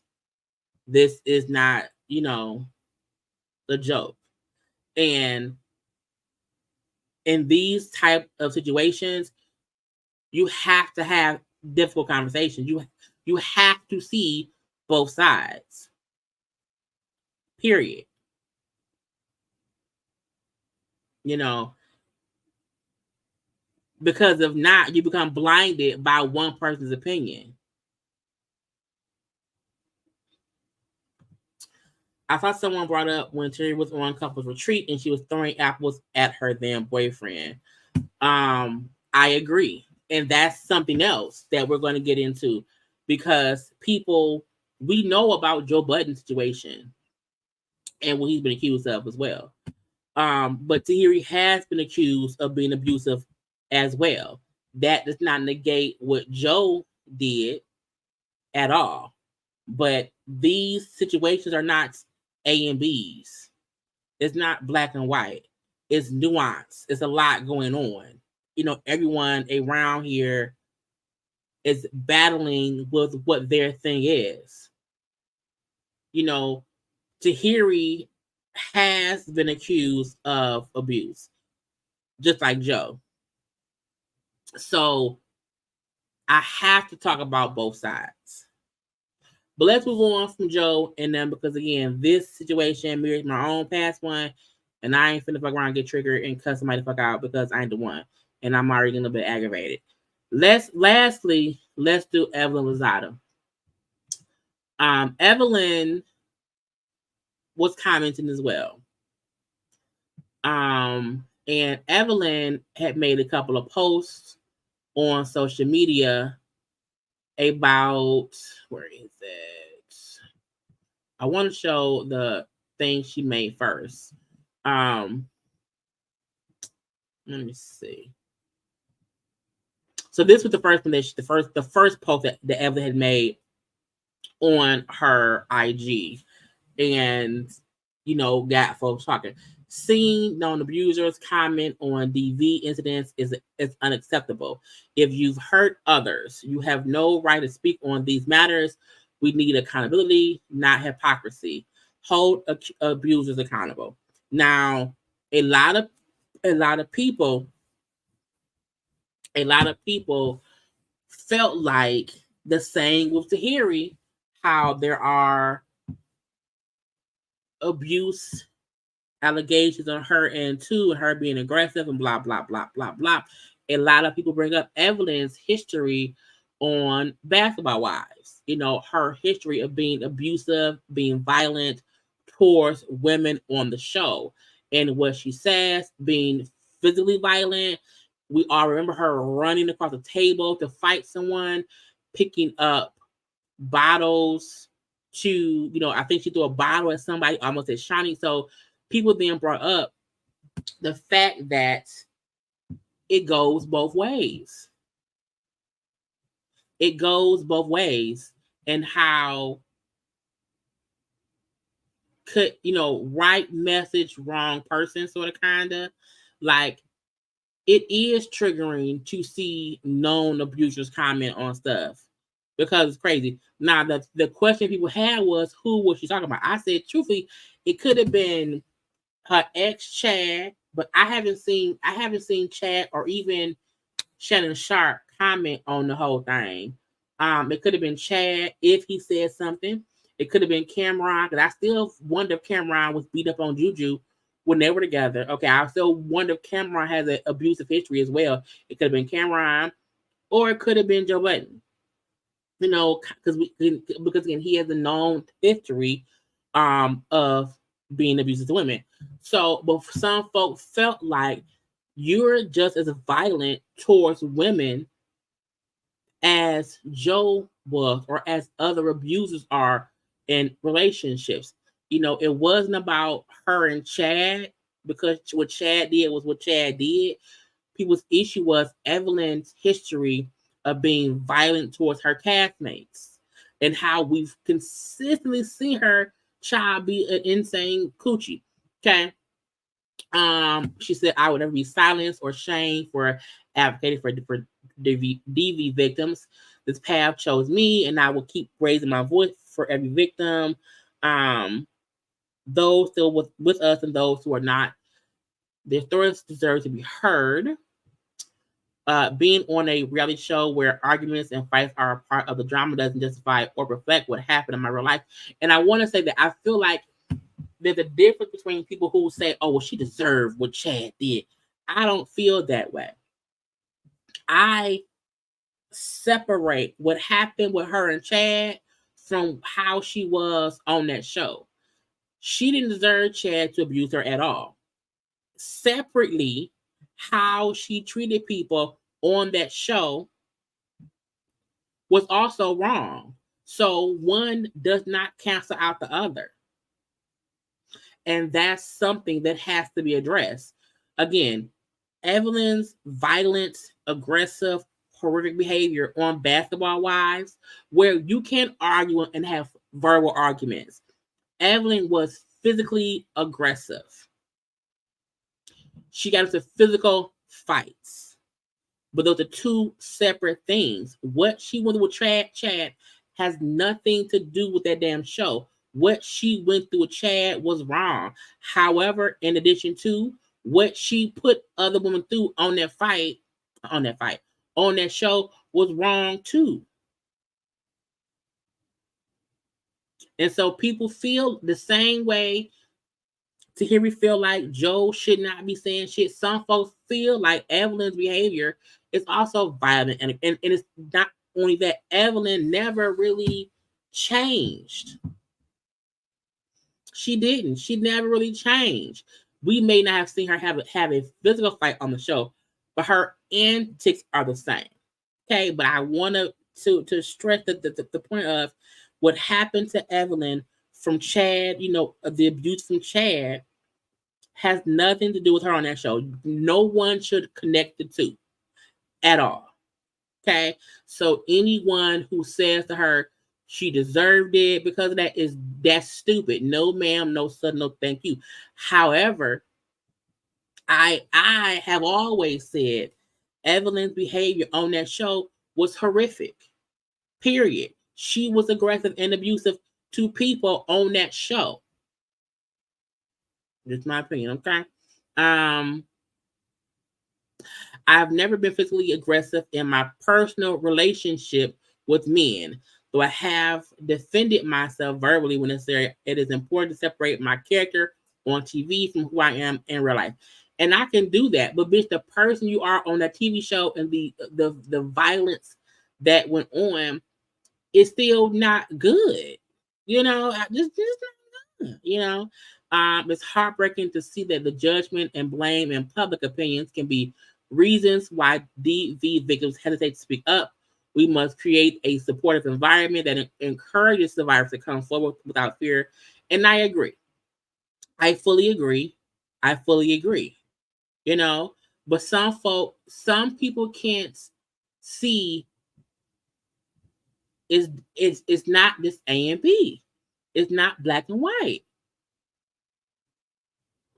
But Evelyn, to me, does not want to accept the responsibility to be held accountable for her actions on that show. She wants to make it feel like because it's her on the TV show, you can't really hold her accountable. Because it's a TV show and I'm not in, that's not me in my real life, in my relationship, you can't hold me accountable. Bitch, you're not a wrestler. If we see a boxer boxing, you're a boxer. That's your job. You're a boxer. If we see a UFC fighter fighting in UFC, you're a UFC fighter. You're a UFC fighter. You know, if you are a reality show, you are not supposed to physically fight people on the show.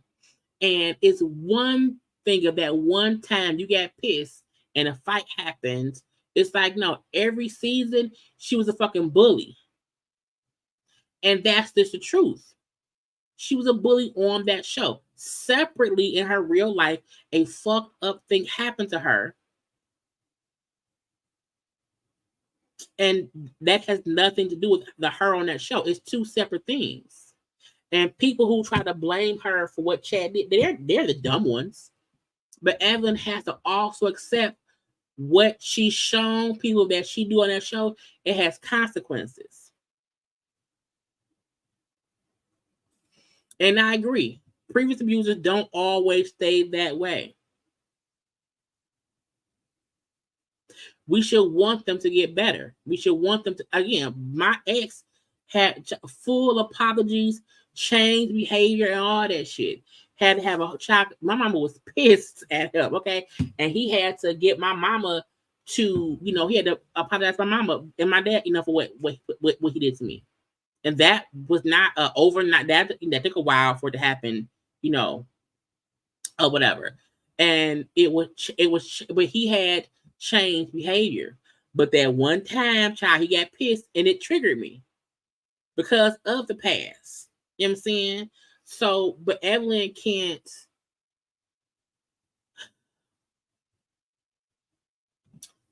Evelyn needs for us to see that fight with Ocho as her being a DV survivor.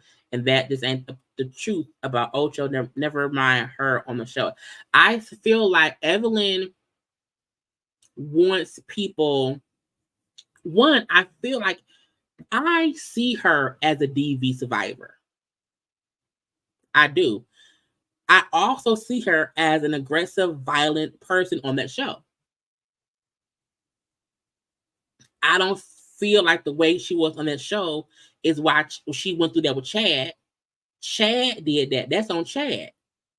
But also with Chad, we ain't seen him do shit since then. So, you know what I'm saying? She's still cool with Chad. That's why I don't think she was talking about Chad when she spoke out. I think she was talking about Joe Budden. I think that's why she spoke out. Because her and Chad still cool. So, and I think because and now that she said something, the backlash she's getting, she feels as if people are not looking at her as a DV survivor.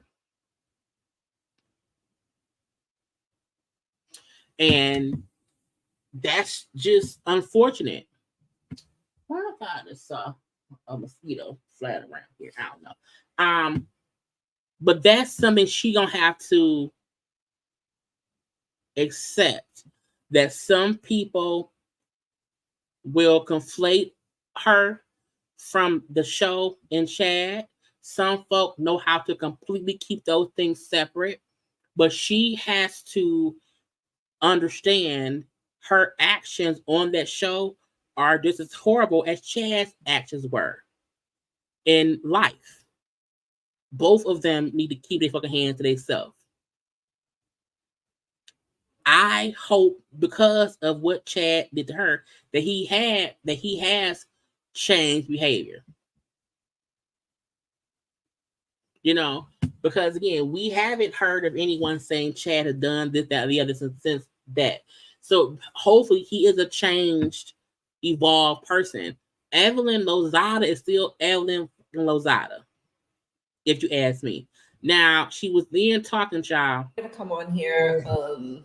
First and foremost, I want to send all of my love and support to all domestic violence victims.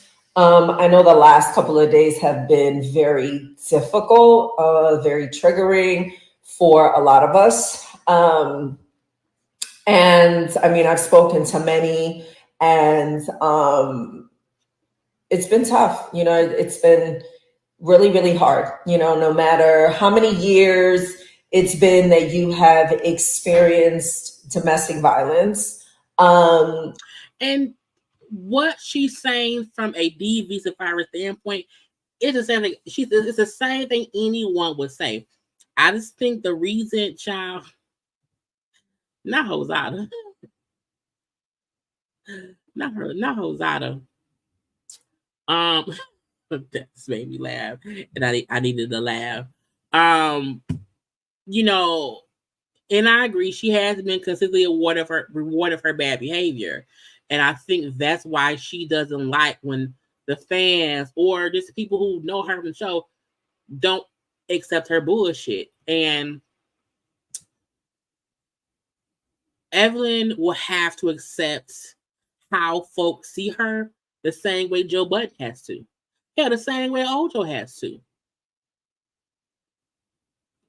Truthfully, this is the same thing. She can speak up for DV survivors. She absolutely can. But there will always be people who feel like you can't be upset that people also see you as a person who was violent because it was on the show, and you're not an actress. You know, when we see actors on TV shows fighting, and we know, okay, they're acting. When Jocelyn Hernandez and Amber Rose got into a fight on College Hill, they weren't acting. That was one or both of them being violent and got into a fight. When Tammy faced Mush Evelyn and they tussled, that was Tammy being aggressive and Tammy started to fight. But Evelyn, to me, has always been this mean, aggressive person on the show who has been a bully and abusive to women on the show. Right, Miss Bay? Evelyn is a woman abuser. It's just not women she's in a relationship with. It's your fucking coworkers. You're abusive to your coworkers. That's what it is. And she does not want to accept that because her behavior hasn't changed yet. In some way, that's still how she operates. And that's going to be her life forever. Until she leave that show and become different, girl, bye. I haven't watched Housewives. I haven't watched Basketball Wives in a minute, child. I can't even remember the last time I really watched it. But it's been some years. But from the clips I've seen on social media, I know what it probably was when OG, they had that short season during COVID, and they had OG on there, and they kind of blackballed OG and play her. That's when I stopped watching. However, I have a vivid memory of Evelyn being an extremely violent person. And again, her running barefoot across a table. Okay. I don't even need her up there no more. Her running barefoot across a table. Because I don't know if she was talking about Cam, Ocho, or Joe. So I had to put all three up here.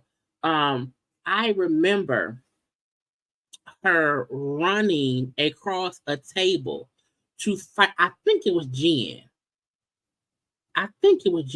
Her throwing the full glass wine bottle across the room. And Shawnee said, bitch, you almost knocked me out with that bottle. You know what I'm saying? She, even her and OG and all that shit, like, Evelyn is an aggressive, violent person. She is. She can't use the excuse, well, I'm not in my relationship,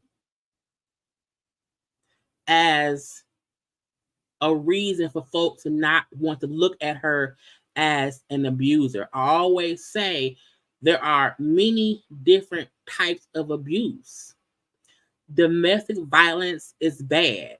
So is violence against somebody else, especially your coworkers. Because again, you on that show, you're at work. If you work at CVS, if you work at a hospital, you could not do that to your coworkers. You would get fired and arrested because you have been able to get away with it. You feel like nobody should be upset at what you do on that show because it's just a show, bitch, whatever. When Kenya was pulled, when Portia, yanked Kenya, they were like, oh my God, because on these shows, you're not supposed to fight. When Portia and Cynthia was on that boat, child, and Portia was on top of Cynthia, and Cynthia kicked her off of her, and they was, a little tussle because that ain't what they do. So every time she tries to make it seem as if, well, I'm not abusive in my relationship, it's like, yeah, that's cool, but people still know you as an abuser of women in your workplace. So every time, in my opinion, that Evelyn tries to deflect from her abusive, violent behavior while filming Basketball Wives, it's the same way Joe would say, well, I beat you up back in the day, but we cool now. It's the same way that after Chad abused her, she still defended him entirely because she probably felt like, well, he ain't usually abusive. You know what I'm saying? I'm just saying, like, you can't have it both ways. You've created your own narrative. Child, yes, she is. Okay. We can have a separate conversation about violent women on these shows. Whether that's them being physically violent, verbally violent,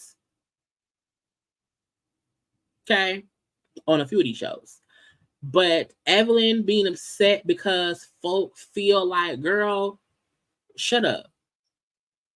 It's because she will not accept and apologize and acknowledge her own bad behavior on the show. I'm just saying, y'all. But I'm done. That's all we have. I hope y'all enjoyed this conversation. I may not come live tomorrow. I don't know. I may be in a mood. It has been a long, look, as I said earlier in the day, this, or in the day, in the live, this situation with Diddy and the victims and all this stuff is extremely triggering. It's draining a little bit. So that's why I try to have rational conversations, and talk through things so that nobody feels like it's too heavy. I try to, make it be a thing what it is. So I may not come live. I don't know, y'all. If some come out, I'll come talk to y'all, but I don't know. If I am live, I'll be, and I love y'all too. Kate Nicole. I may come out tomorrow. If I do, I have a set. If I'm not, I'll sell on Friday. But look, I just feel like we, abuse is wrong on all levels. However, the conversation about what that entails is like a river. It flows in all kinds of ways. And we can't keep avoiding the river of the abuse conversation. Sometimes I have to play devil's advocate, not to defend anybody, but just so that people have a clear understanding from different standpoints, be it me as a survivor, me understanding my ex because we were able to work through that shit and he was able to become a better person. You know what I'm saying? Like, we have to have those conversations because some monsters stop being monsters. And we have to believe that people can change. However, the ones who can't change, we also have to call their ass out. You know? But I love you all. I hope y'all have already liked the video. I hope y'all will subscribe and stuff. Okay, do not forget to follow me on social media at JayLeesCorner on IG, Twitter, and TikTok. I gotta go. Have a good night, y'all. Be safe, be safe, be safe. I love you all.